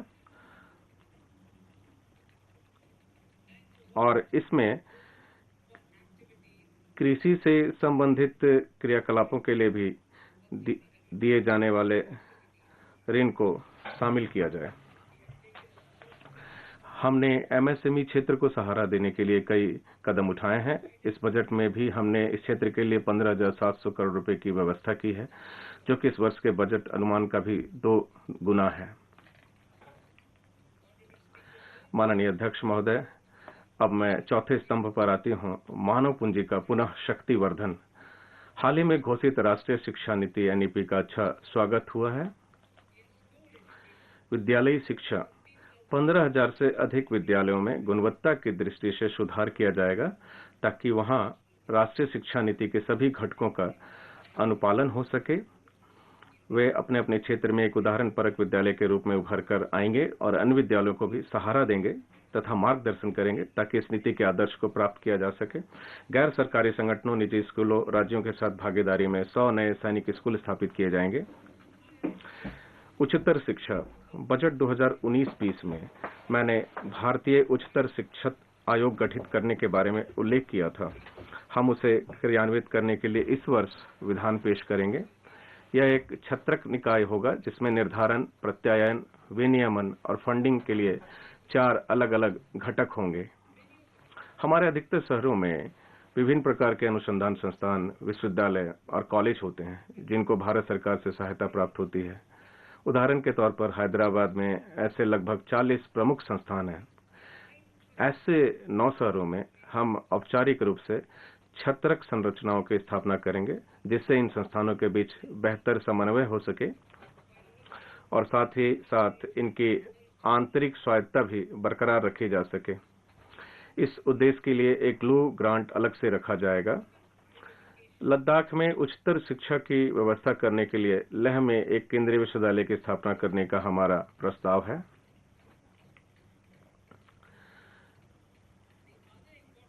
इस एनईपी के हिस्से के रूप में अपनाई जाने वाली कुछ अन्य प्रमुख परियोजनाओं की सूची अनुबंध 5 में दी गई है। अनुसूचित जाति एवं अनुसूचित जनजाति कल्याण, हमने अपने जनजाति क्षेत्रों में 750 एकलव्य मॉडल रेजिडेंशियल स्कूलों की स्थापना करने का लक्ष्य रखा है। मेरा प्रस्ताव ऐसे स्कूलों की इकाई लागत को 20 करोड़ रुपए से बढ़ाकर 38 करोड़ रुपए करने का है और पहाड़ी तथा दुर्गम क्षेत्रों के लिए तो इसे बढ़ाकर 48 करोड़ रुपए करने का है। इससे हमारे जनजातीय विद्यार्थियों के लिए अवसंरचना सुविधा को पैदा करने में मदद मिलेगी। हमने अनुसूचित जाति के कल्याण के लिए पोस्ट मैट्रिक स्कॉलरशिप स्कीम का पुनरुद्धार किया है। हमने इस बाबत केंद्र की सहायता में भी वृद्धि की है। हम अनुसूचित जाति के 4 करोड़ विद्यार्थियों के लिए 2025-26 तक की 6 वर्ष की अवधि के लिए 35,219 करोड़ रुपए का आवंटन कर रहे हैं। कौशल 2016 में हमने एक राष्ट्रीय प्रशिक्षुता प्रोत्साहन योजना शुरू की थी। सरकार का प्रस्ताव प्रशिक्षुता अधिनियम में संशोधन करने का है, जिससे कि हमारे युवाओं को अप्रेंटिसशिप के और अवसर मिल सके। हम शिक्षा उपरांत अप्रेंटिसशिप, इंजीनियरिंग में स्नातक और डिप्लोमा होल्डर्स के लिए नेशनल अप्रेंटिसशिप ट्रेनिंग स्कीम की वर्तमान योजना को फिर से ठीक करना चाहते हैं। इसके लिए 3,000 करोड़ रुपए उपलब्ध कराए जाएंगे। माननीय अध्यक्ष महोदय, संयुक्त अरब अमीरात के साथ भागीदारी से एक प्रयास किया जा रहा है, जिससे कौशलपूर्ण अर्हता आकलन और प्रमाणन के न्यूनतम मानदंड तैयार किए जा सकें और साथ ही साथ प्रमाण पत्र प्राप्त श्रमिकों को काम पर भी लगाया जा सके। भारत और जापान के बीच हमारा एक सहयोगी ट्रेनिंग कार्यक्रम भी चल रहा है, जिससे जापान की औद्योगिक और व्यावसायिक कुशलता, तकनीक और ज्ञान का लाभ हमें मिल सके। हम अन्य देशों के साथ भी इस तरह के प्रयास करने वाले हैं।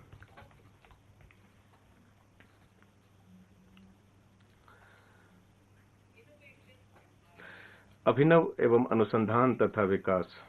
अपने जुलाई 2019 के बजट अभिभाषण में हमने एक नेशनल रिसर्च फाउंडेशन की घोषणा की थी। अब हमने इन 5 वर्षों में 50,000 करोड़ रुपए के परिव्यय से इस एनआरएफ की कार्यप्रणाली तैयार कर ली है। इससे देश की संपूर्ण अनुसंधान व्यवस्था मजबूत होगी और अभिज्ञात व राष्ट्रीय प्राथमिकता परक क्षेत्रों पर ध्यान केंद्रित हो सकेगा।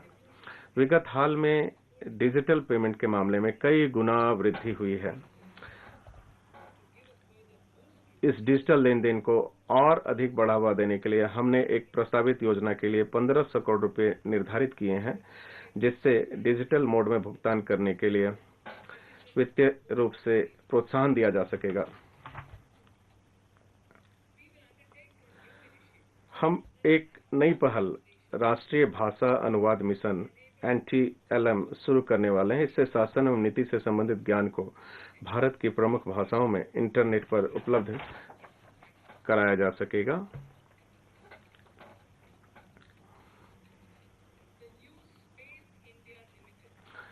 न्यू स्पेस इंडिया लिमिटेड, जो कि अंतरिक्ष विभाग का एक सार्वजनिक क्षेत्रीय प्रतिष्ठान है, PSLV CS51 को लॉन्च करेगा, जो अपने साथ ब्राजील का एमोजेनिया उपग्रह भी ले जाएगा और उसके साथ ही भारत के कुछ छोटे मोटे उपग्रह भी होंगे।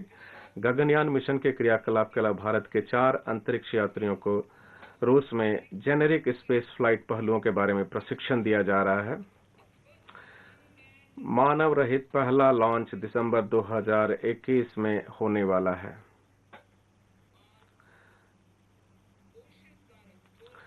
हमारे सागर जैविक और गैर जैविक संसाधनों के भंडार गृह हैं। इस व्यवस्था को बेहतर ढंग से समझने के लिए हम एक गहरा सागर मिशन शुरू करने वाले हैं, जिसके लिए अगले 5 वर्षों के लिए 4,000 करोड़ रुपए के बजट परिव्यय की व्यवस्था की गई है। इस मिशन में गहरे समुद्र में सर्वेक्षण और अन्वेषण के कार्यों को तथा गहरे समुद्र की जैव विविधता के संरक्षण की परियोजनाओं को शामिल किया गया है।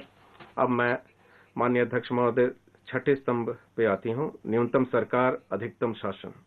माननीय अध्यक्ष महोदय, अब मैं 6 स्तंभों में से आखिरी स्तंभ पर आती हूँ। यह हमारे प्रमुख सिद्धांतों में से एक सिद्धांत न्यूनतम सरकार अधिकतम शासन में सुधारों के लिए योजनाओं की रूपरेखा प्रस्तुत करेगा। हमने तीव्रतापूर्वक न्याय देने के लिए विगत 6 वर्षों में अधिकरणों के कामकाज में सुधार लाने के लिए कई प्रकार के कदम उठाए हैं। सुधार प्रक्रिया को जारी रखते हुए मैं अब अधिकरणों के कार्यकरण को तर्कसंगत बनाने के लिए और उपाय करने का प्रस्ताव करती हूं।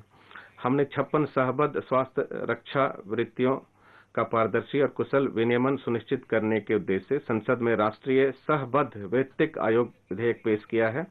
इसके अतिरिक्त परिचर्या वृत्ति में पारदर्शिता, कुशलता और अभिशासन सुधार लाने के लिए सरकार द्वारा राष्ट्रीय परिचर्या और धात्री विद्या आयोग विधेयक पारित किए जाने हेतु पेश किया जाएगा।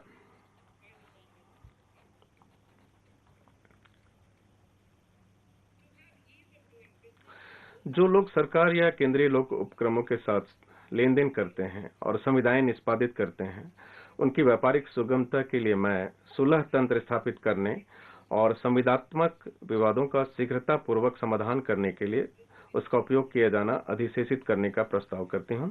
इससे गैर सरकारी निवेशकों और संविदाकारों का भरोसा बढ़ेगा। माननीय अध्यक्ष महोदय, आगामी जनगणना भारत के इतिहास में पहली डिजिटल जनगणना होगी।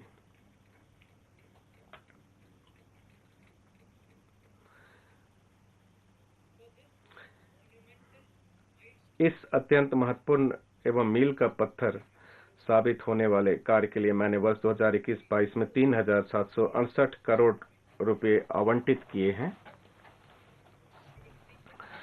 माननीय अध्यक्ष महोदय, गोवा पुर्तगाली शासन से राज्य की मुक्ति का हीरक जयंती वर्ष मना रहा है। भारत सरकार की ओर से मैं गोवा सरकार को आयोजन के लिए 300 करोड़ रुपए का अनुदान देने का प्रस्ताव करती हूं।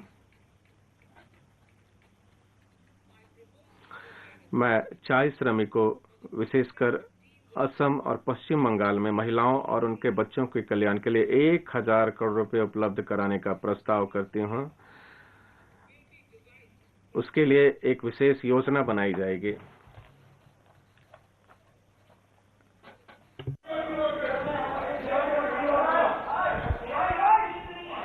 Fiscal position.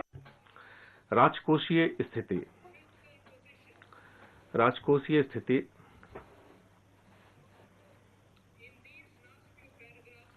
मेरे भाषण के भाग क के इन अंतिम कुछ एक अनुच्छेदों में मैं इस प्रतिष्ठित सदन का ध्यान इस तथ्य की ओर दिलाना चाहूंगी कि चालू वित्तीय वर्ष की शुरुआत में अर्थव्यवस्था पर महामारी के प्रभाव के परिणाम स्वरूप राजस्व का अंतर्वाह फीका रहा।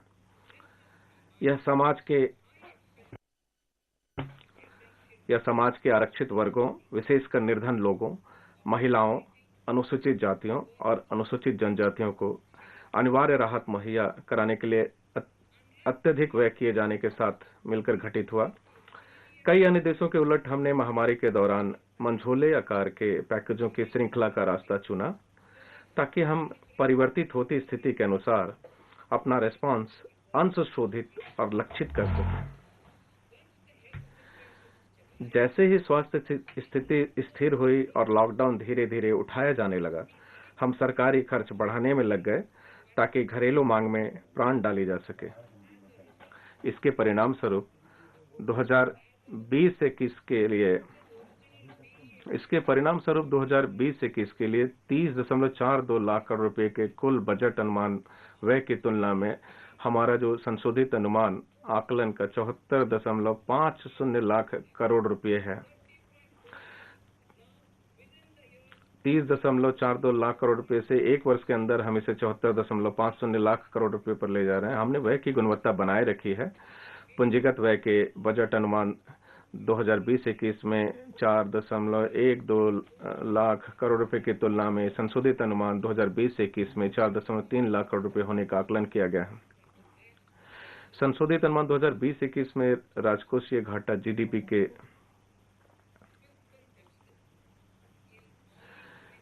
संशोधित अनुमान 2020-21 में राजकोषीय घाटा जीडीपी के 9.5% पर निर्धारित किया गया है। हमने इसका सरकारी उधारियों, बहुपक्षीय उधारियों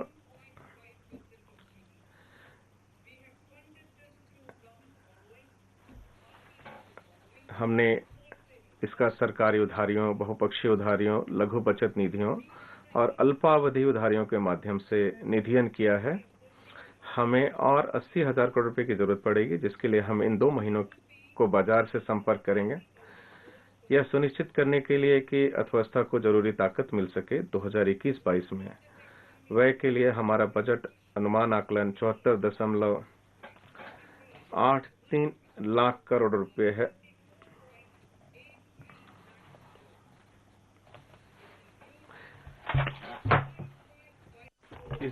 इसमें पूंजीगत व्यय के रूप में 5.54 लाख करोड़ रुपए शामिल है। इस तरह 2020-21 के बजट अनुमान आंकड़ों पर 34.5% की वृद्धि हुई है। बजट अनुमान 2021-22 में राजकोषीय घाटा जीडीपी का 6.8% होने का अनुमान है। अगले वर्ष के लिए बाजार से सकल उधारी लगभग 12 लाख करोड़ रुपए होगी। हमारी योजना है कि हम राजकोषीय समेकन के अपने पथ पर चलना जारी रखें और राजकोषीय घाटा स्तर को कम करके 2025-26 तक इस अवधि के दौरान साधारण रूप से स्थिर ह्रास के साथ जीडीपी के 4.5% पर लाना चाहते हैं।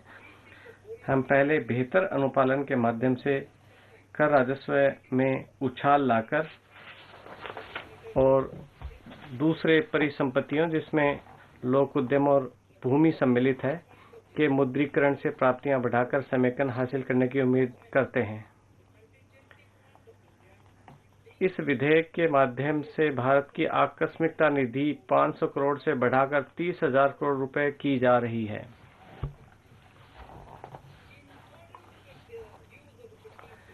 पंद्रहवें वित्त आयोग के अभिमत के अनुसार हम राज्यों के लिए निवल उधारी की सामान्य उच्चतम सीमा सकल राज्य घरेलू उत्पाद के 4% पर नियमित करने की अनुमति दे रहे हैं। इस उच्च सीमा का एक हिस्सा वृद्धि परक पूंजीगत व्यय पर खर्च करने के लिए निर्दिष्ट किया जाएगा। जीएसडीपी के 0.5% के बराबर की अतिरिक्त उधारी उच्च सीमा के शर्तों के अधीन दी जाएगी। राज्यों से अपेक्षा की जाएगी कि 2023-24 का राजकोषीय घाटा जीएसडीपी के 3% तक लेके आए, जैसा कि 15वें वित्त आयोग द्वारा सिफारिश की गई थी। जुलाई 2019-20 बजट में मैंने अतिरिक्त बजटीय संसाधनों पर कथन 27 पेश किया था। उसमें सरकारी एजेंसियों की उन उधारियों का खुलासा किया गया था जो भारत सरकार की योजनाओं के वित्त पोषण की दिशा में जाती हैं।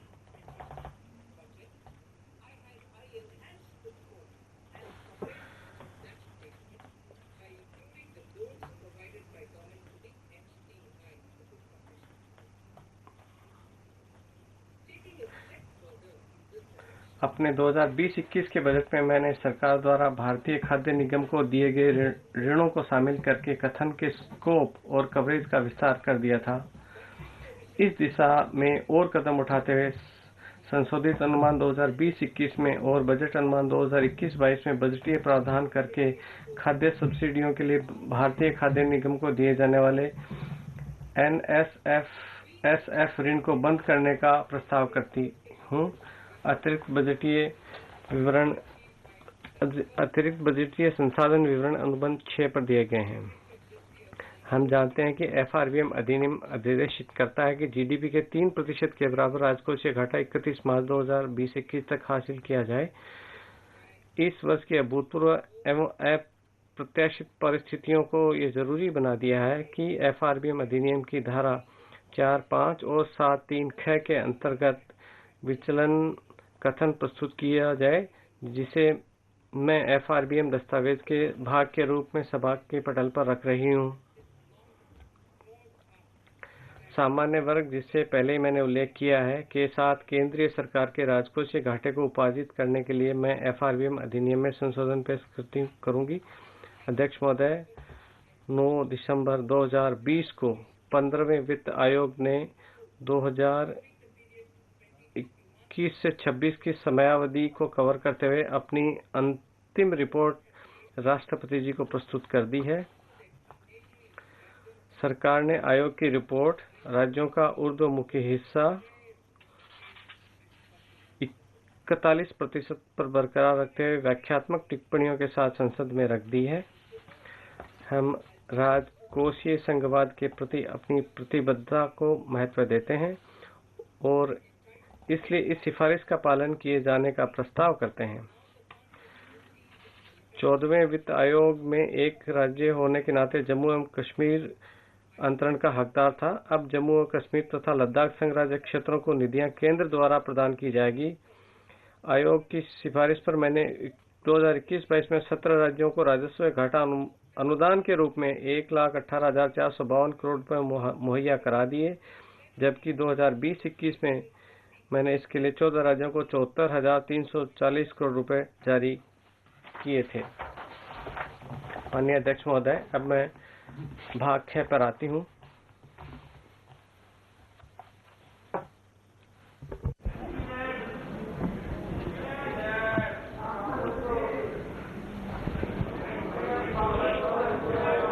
Honorable Speaker, माननीय अध्यक्ष महोदय, इस समय दुनिया महामारी के चलते एक बहुत ही गंभीर चुनौती और परिणामी आघात से जूझ रही है। ऐसे कठिन समय में जब अधिकांश अर्थव्यवस्थाएं पटरी पर आने के लिए संघर्ष कर रही हैं, हमारे लोगों और उद्योगों ने असाधारण समुत्थान शक्ति का प्रदर्शन किया है। जैसा कि मैंने पहले ही कहा, महामारी के बाद विश्व में नई व्यवस्था उभरती प्रतीत होती है, जिसमें एशिया प्रमुख हैसियत से काबिज होने वाला है और इसमें भारत की अग्रणी भूमिका रहेगी। इस परिदृश्य में हमारी कर प्रणाली को पारदर्शी, कुशल होना है और उसे देश में निवेश और रोजगार बढ़ावा देना है। साथ ही हमारे करदाताओं पर कम से कम बोझ डालना हो वो चाहिए। तिरुवल्लुवर के காத்த வகுத்தலும் நல்ல வல்லதரசு, a king or a ruler, एक राजा या वो ऐसा होता है जो संपत्ति है उसका सृजन करता है और आम आदमी की भलाई के लिए उनके बीच में वितरित करता हो। ये तिरुकुरुल के शब्द हैं। हम आती हूँ प्रत्यक्ष कर प्रस्ताव पर।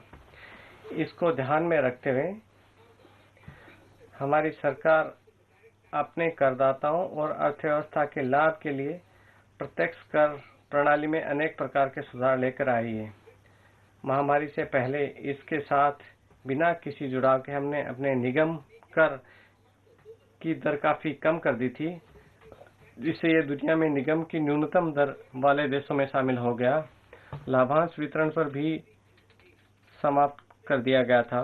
छोटे करदाताओं पर कराधान का बोझ बढ़ती छूटों के चलते कम हुआ और वर्ष 2020 में आयकर रिटर्न भरने वालों की संख्या में अप्रत्याशित बढ़ोतरी के साथ 6.48 करोड़ पहुंच गई।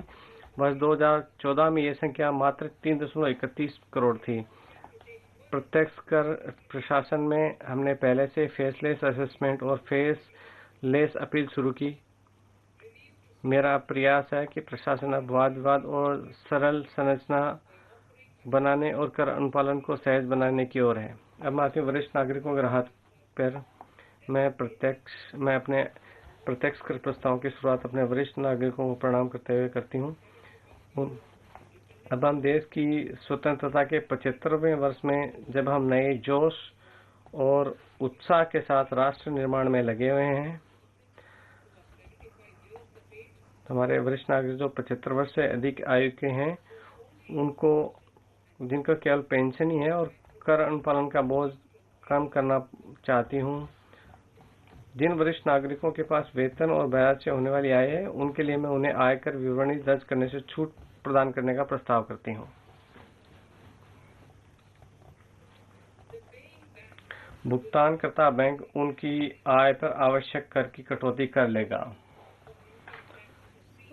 इससे समय कम लगेगा। ये महत्वपूर्ण घोषणा है। माननीय अध्यक्ष महोदय, वर्तमान में एक आकलन है, कर निर्धारण प्रक्रिया 6 वर्ष तक और गंभीर कर धोखाधड़ी के मामले में 10 वर्ष तक पुनः खोली जा सकती है। इसके परिणाम स्वरूप करदाताओं को लंबे समय तक अनिश्चितता की बीच रहना पड़ता है। इसलिए मैं कर निर्धारण प्रक्रिया को पुनः खोलने की समय सीमा को मौजूदा 6 वर्ष से घटाकर 3 वर्ष करने का प्रस्ताव करती हूँ। कर अपवंचन के गंभीर मामलों में भी केवल जहां 1 वर्ष में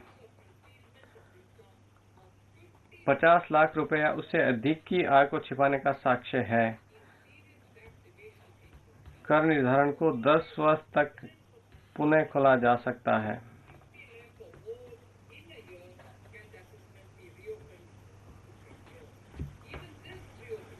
इस तरह पुनः खोले जाने का कार्य भी आयकर विभाग के उच्चतम स्तर के अधिकारी प्रधान मुख्य आयुक्त के अनुमोदन के बाद ही पुनः खोला जा सकता है। विवाद समाधान समिति की स्थापना।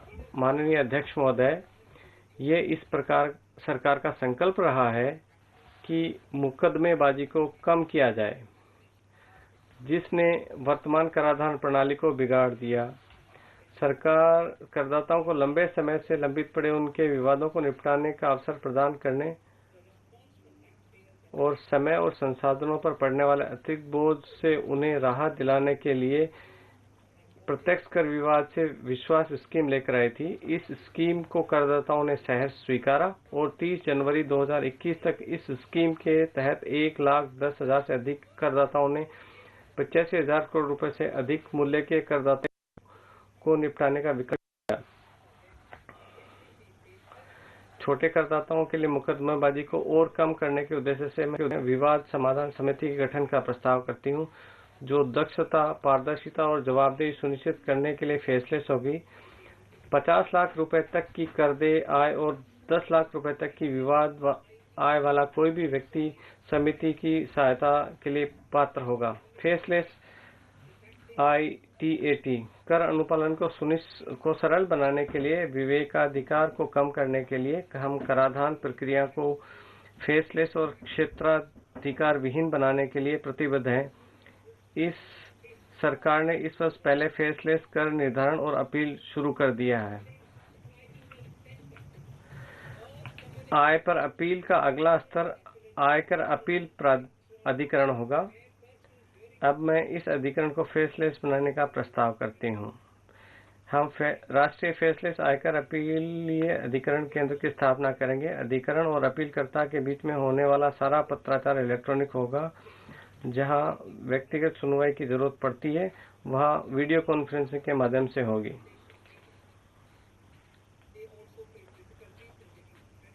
को क्रेडिट लेने में मुश्किल आती है, विशेषकर जब अनिवासी भारतीय भारत लौटते हैं तो उनके विदेशी सेवानिवृत्ति खातों को उन्हें प्रोद्भूत आय को लेकर उनके कुछ सरोकार होते हैं। अब आती हूँ लेखा परीक्षा से छूट के बारे में। वर्तमान में यदि आपका टर्नओवर 1 करोड़ रुपए से अधिक है तो आपको अपने खातों की लेखा परीक्षा करानी होती है। फरवरी 2020 के बजट में मैंने उन लोगों के लिए कर लेखा परीक्षा की सीमा को 5 करोड़ रुपए तक बढ़ाई थी जो अपने 95% लेन देन डिजिटल आधार पर करते हैं। डिजिटल लेन देन को और अधिक बढ़ावा देने और कर अनुपालना बोझ कम करने के लिए मैं ऐसे व्यक्तियों के लिए कर लेखा परीक्षा की सीमा को 5 करोड़ से बढ़ाकर 10 करोड़ करने का प्रस्ताव करती हूँ। लाभांश के लिए राहत। पिछले बजट में मैंने निवेश को बढ़ावा देने के लाभांश वितरण कर को समाप्त कर दिया था। लाभांश शेयरधारकों के हाथ में कर देय बना दिया था।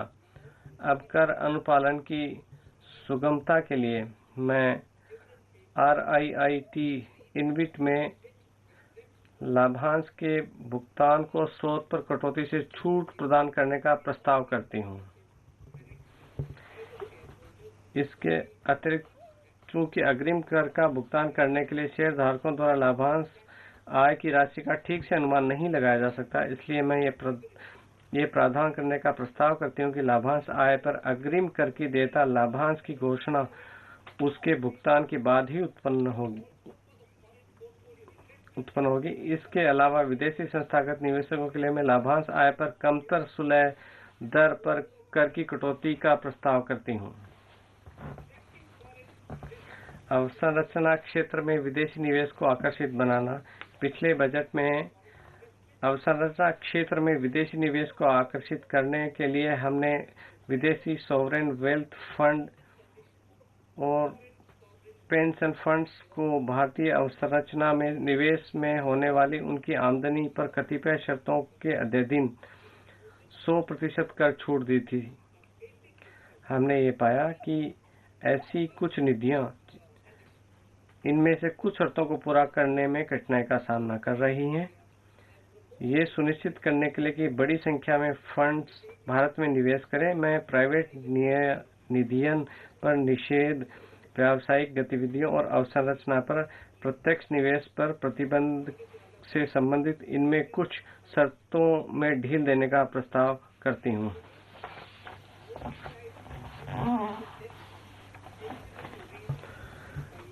जीरो कूपन बॉन्ड जारी करके अवसंरचना के वित्त पोषण की अनुमति देने के लिए मैं अधिसूचित अवसंरचना ऋण निधियों को इस बात के लिए पात्र बनाने का प्रस्ताव करती हूँ। किफायती आवास या किराया आवास, ये सरकार सभी के लिए आवास और किफायती आवास को प्राथमिकता के क्षेत्र के रूप में देखती है। पिछले बजट में मैंने किफायती आवास खरीदने के लिए ऋण के लिए 1.5 लाख रुपए की धनराशि तक ब्याज में अतिरिक्त कटौती का प्रावधान किया था। इस कटौती की पात्रता को एक और वर्ष अर्थात 31 मार्च 2022 तक बढ़ाने का प्रस्ताव करती हूँ। इस तरह 1.5 लाख रुपए की अतिरिक्त कटौती किफायती आवास खरीदने के लिए 31 मार्च 2022 तक के लिए गए ऋणों के लिए उपलब्ध होगी। इसके अलावा किफायती आवास की आपूर्ति बनाए रखने के लिए मैं प्रस्ताव करती हूं कि किफायती आवास परियोजनाएं और एक वर्ष अर्थात 31 मार्च 2022 तक कर अवकाश का लाभ उठा सकती हैं। हम उम्मीद करते हैं कि प्रवासी मजदूरों के लिए किफायती किराए के आवास की आपूर्ति को बढ़ावा मिलेगा। इसके लिए मैं अधिसूचित किफायती किराया आवास परियोजनाओं के लिए कर में छूट की अनुमति देने का प्रस्ताव करती हूँ।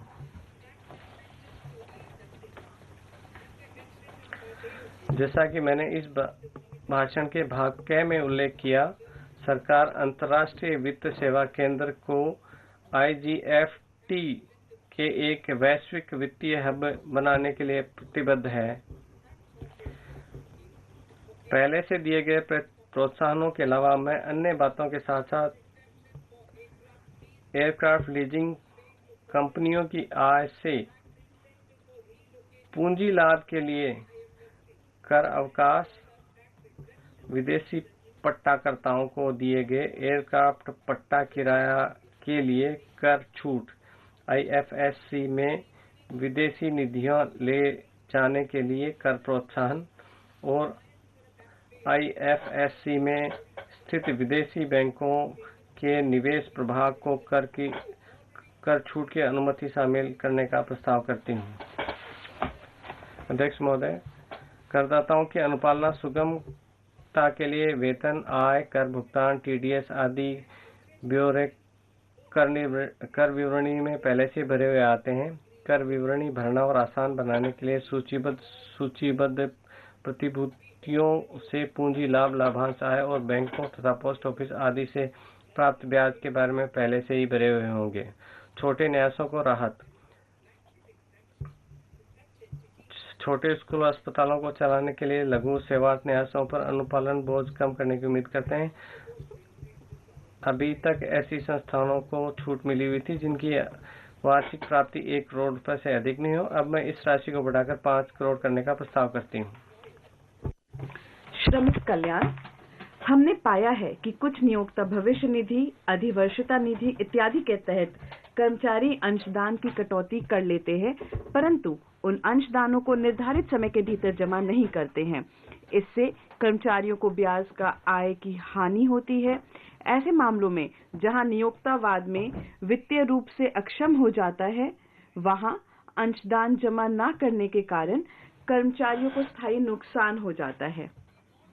यह सुनिश्चित करने के लिए कि कर्मचारियों का अंशदान समय पर जमा हो, मैं फिर से कहती हूं कि नियोक्ता द्वारा कर्मचारी अंशदान को विलंब से जमा किए जाने की नियोक्ता की कटौती के रूप में कभी भी अनुमति नहीं दी जाएगी।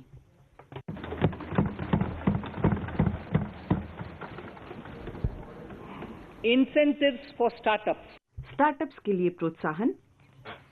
देश में स्टार्टअप्स को प्रोत्साहित करने के लिए मैं स्टार्टअप्स के लिए कर अवकाश का दावा करने की पात्रता और 1 वर्ष अर्थात 31 मार्च 2022 तक बढ़ाने का प्रस्ताव करती हूं।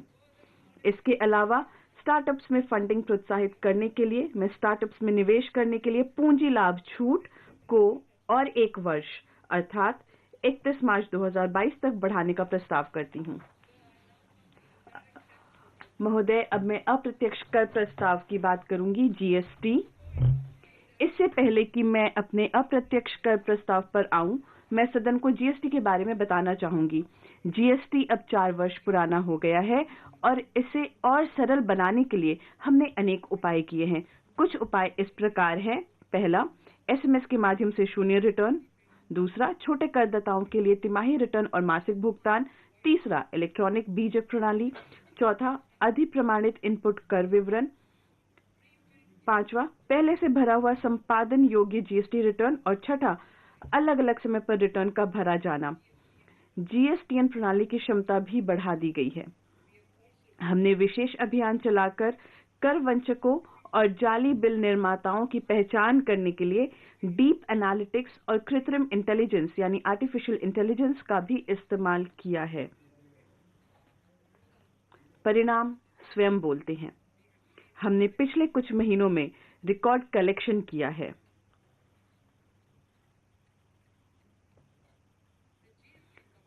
जीएसटी काउंसिल ने बड़े परिश्रम से जटिल समस्याओं का समाधान किया है।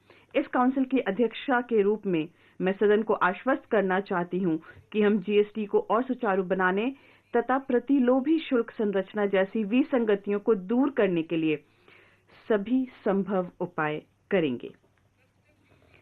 सीमा शुल्क को युक्ति संगत बनाना। हमारी सीमा शुल्क नीति को 2 उद्देश्य होने चाहिए। पहला, घरेलू विनिर्माण को बढ़ावा देना और दूसरा, भारत को वैश्विक मूल्य श्रृंखला में शामिल होने देना तथा अधिक निर्यात करने में मदद करना। अब कच्ची सामग्रियों की सुलभता तथा मूल्य संवर्धित उत्पादों के निर्यात को आसान बनाने पर जोर दिया जाता है। इस दिशा में पिछले वर्ष हमने 80 पुरानी रियायतों को समाप्त करते हुए सीमा शुल्क संरचना की पूरी तरह से जांच करने का कार्य शुरू कर दिया है। मैं उन सभी लोगों को भी धन्यवाद देती हूं जिन्होंने इस पुनर्विलोकन पर सुझाव देने के लिए क्राउड सोर्सिंग कॉल्स पर बड़े उत्साह से जवाब दिया है। मैं अब इस वर्ष 400 से भी अधिक पुरानी रियायतों की समीक्षा करने का प्रस्ताव करती हूं। मैं अपने आप को दोहराती हूं कि मेरा ये प्रस्ताव है कि 400 से भी अधिक पुरानी रियायतों की समीक्षा करने का प्रस्ताव है। हम इसे व्यापक रूप से परामर्श करके करेंगे और 1 अक्टूबर 2021 से हम विकृतियों से मुक्त संशोधित सीमा शुल्क संरचना स्थापित करेंगे। मैं यह प्रस्ताव भी करती हूं कि अब से सीमा शुल्क में कोई नई रियायत इसके जारी होने की तारीख से 2 वर्षों के बाद 31 मार्च तक वैध होगी। इलेक्ट्रॉनिक एवं मोबाइल फोन उद्योग। घरेलू इलेक्ट्रॉनिक विनिर्माण में तीव्र गति से विकास हुआ है। अब हम मोबाइल और चार्जर जैसी वस्तुओं का निर्यात कर रहे हैं। बृहत्तर घरेलू मूल्यवर्धन के लिए हम चार्जरों के कल पुर्जों और मोबाइल के सब पार्ट्स से कुछ रियायतें वापस ले रहे हैं। इसके अलावा मोबाइल के कुछ कुल पुर्जे शून्य दर से साधारण 2.5% में चले जाएंगे। लोहा और इस्पात की कीमतों में हाल ही में हुई तीव्र बढ़ोतरी के कारण एमएसएमई और अन्य प्रयोक्ता उद्योगों को काफी आघात पहुंचा है। इसलिए हम गैर मिश्र धातु और स्टेनलेस स्टील के अर्ध एक समान तथा लंबे उत्पादों पर सीमा शुल्क एक समान रूप से 7.5% करके सीमा शुल्क कम कर रहे हैं। धातु का पुनर्चक्रण करने वालों जो अधिकांश एमएसएमई को राहत देने के लिए मैं स्टील स्क्रैप पर शुल्क में 31 मार्च 2022 तक की अवधि के लिए छूट दे रही हूं। इसके अलावा मैं कुछ स्टील उत्पादों पर एडीडी और सीवीडी का भी प्रतिसंहरण कर रही हूं। इसके अतिरिक्त तांबा पुनर्चक्रकों को राहत प्रदान करने के लिए मैं तांबा स्क्रैप पर शुल्क 5% से घटाकर 2.5% कर रही हूं। वस्त्र क्षेत्र रोजगार सृजन करता है और अर्थव्यवस्था में उल्लेखनीय रूप से योगदान देता है। हस्तनिर्मित वस्त्र में कच्चे माल की निविष्टियों पर शुल्क को युक्तिसंगत किए जाने की आवश्यकता है। अब हम नायलॉन चेन को पॉलिएस्टर और मानव निर्मित अन्य रेशे के बराबर ला रहे हैं। हम कैप्रोलैक्टम, नायलॉन चिप्स और नायलॉन फाइबर पर धागे पर बीसीडी दरों को एक समान रूप से घटाकर 5% कर रहे हैं। इससे वस्त्र उद्योग, एमएसएमई तथा निर्यात में भी मदद मिलेगी। रसायन, हमने रसायनों पर सीमा शुल्क दरों को अंशशोधित किया है ताकि घरेलू मूल्यवर्धन को प्रोत्साहन मिले और प्रतिलोमनों को हटाया जा सके। उदाहरण स्वरूप प्रतिलोमन को ठीक करने के लिए हमने नाफ्ता पर सीमा शुल्क को घटाकर 2.5% कर रहे हैं। सोना एवं चांदी, वर्तमान में सोना और चांदी पर 12.5% सीमा शुल्क लगाया जाता है। चूंकि जुलाई 2019 में शुल्क 10% से बढ़ा दिया गया था, इसलिए कीमती धातुओं के मूल्य में तीव्र वृद्धि हुई है। इससे पिछले स्तरों के समीप लाने के लिए हम सोना और चांदी पर सीमा शुल्क को युक्तिसंगत बना रहे हैं। नवीकरणीय ऊर्जा, भाग क्रम में हमने पहले स्वीकार किया कि भारत में सौर ऊर्जा की अपार संभावना है। घरेलू क्षमता तैयार करने के लिए हम सोलर सेल और सोलर पैनलों के लिए चरणबद्ध विनिर्माण योजना अधिसूचित करेंगे। वर्तमान में उत्पादन को प्रोत्साहित करने के लिए सोलर इन्वर्टरों पर शुल्क को 5% से बढ़ाकर 20% और सोलर लालटेन पे 5% से बढ़ाकर 15% कर रहे हैं।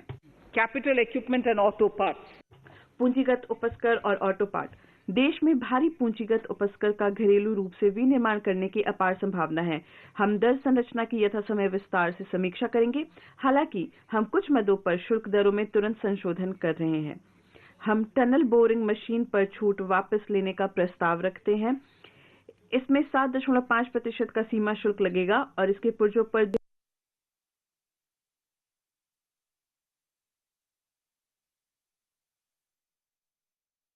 General rate on auto parts.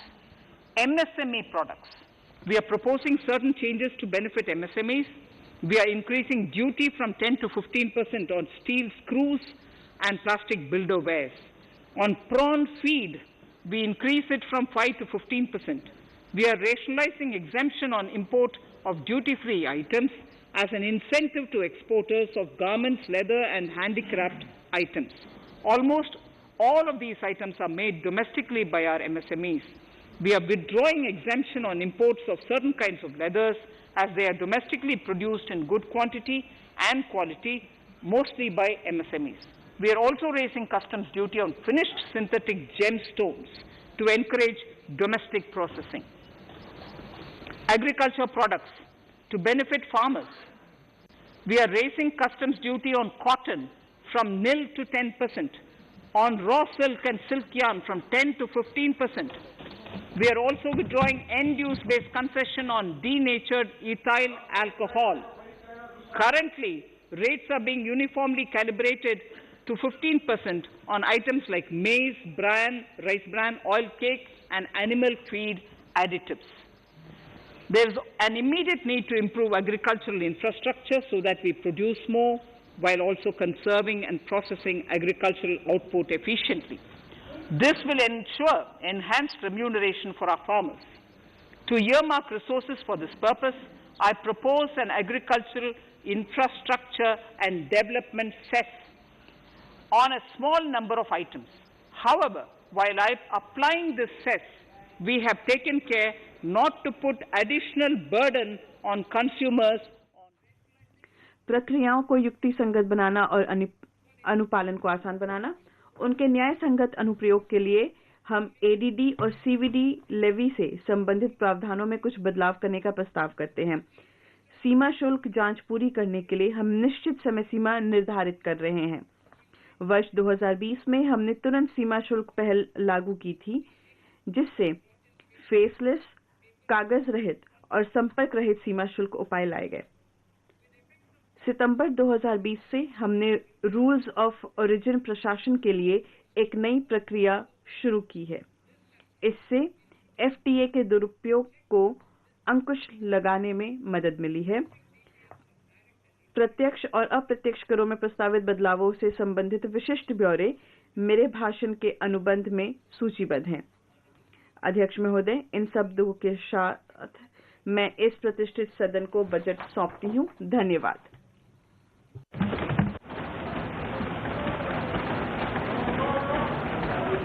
Item number 1, माननीय मंत्री जी, item number 1।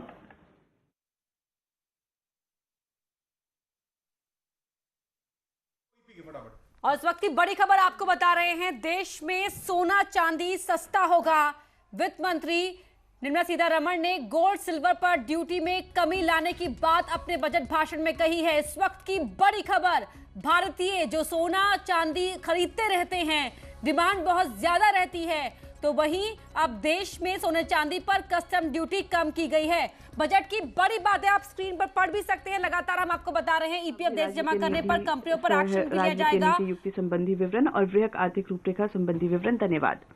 Item number 4। So I wish to seek your permission to move. तो इसके अलावा मोबाइल के भी कुछ पार्ट्स को टैक्स के दायरे में लाया गया है। मोबाइल महंगा हो सकता है, साथ ही चमड़े के कुछ आइटम पर आयात शुल्क लगेगा। सस्ते आवासों पर ब्याज की राहत को 1 साल तक बढ़ाया गया है, यानी कि 1 साल तक छूट को बढ़ाया गया है। ये बड़ी खबर, ये बड़े जो बजट की बड़ी बातें हैं वो हम आपको बता रहे हैं। इसके अलावा बीमा कंपनी में एफडीआई के इन्वेस्टमेंट को बढ़ाया गया है, 49 से 74% लगाया कर दिया गया है। 10 बड़ी बातें बजट की हम आपको बता रहे हैं। एमएसपी बढ़ाकर उत्पादन लागत का 1.5 गुना कर दिया गया है। किसानों को कर्ज के लिए 16.5 लाख करोड़ का प्रावधान किया गया है। धान खरीदारी के लिए 1,72,000 करोड़। एपीएमसी को एग्रो फंड के दायरे में लेकर आएंगे। ये एमएसपी को बढ़ाकर उत्पादन लागत का 1.5 गुना किया गया और साथ ही हेल्थ एंड वेलबींग का बजट भी बढ़ाया गया है। धान खरीदारी के लिए 1,72,000 करोड़ के अलावा अफोर्डेबल हाउसिंग पर 1.5 लाख की छूट, 1 साल तक की ये छूट रहेगी। अपर्णा, जिस तरीके से आप बता रहे हैं बजट की 10 बड़ी बातें, ये पूरा बजट अगर देखा जाए, जिस तरीके से हमने देखा कि 11 बजे से लेकर के और अब तक निर्मला सीतारमण ने जो अपनी बातों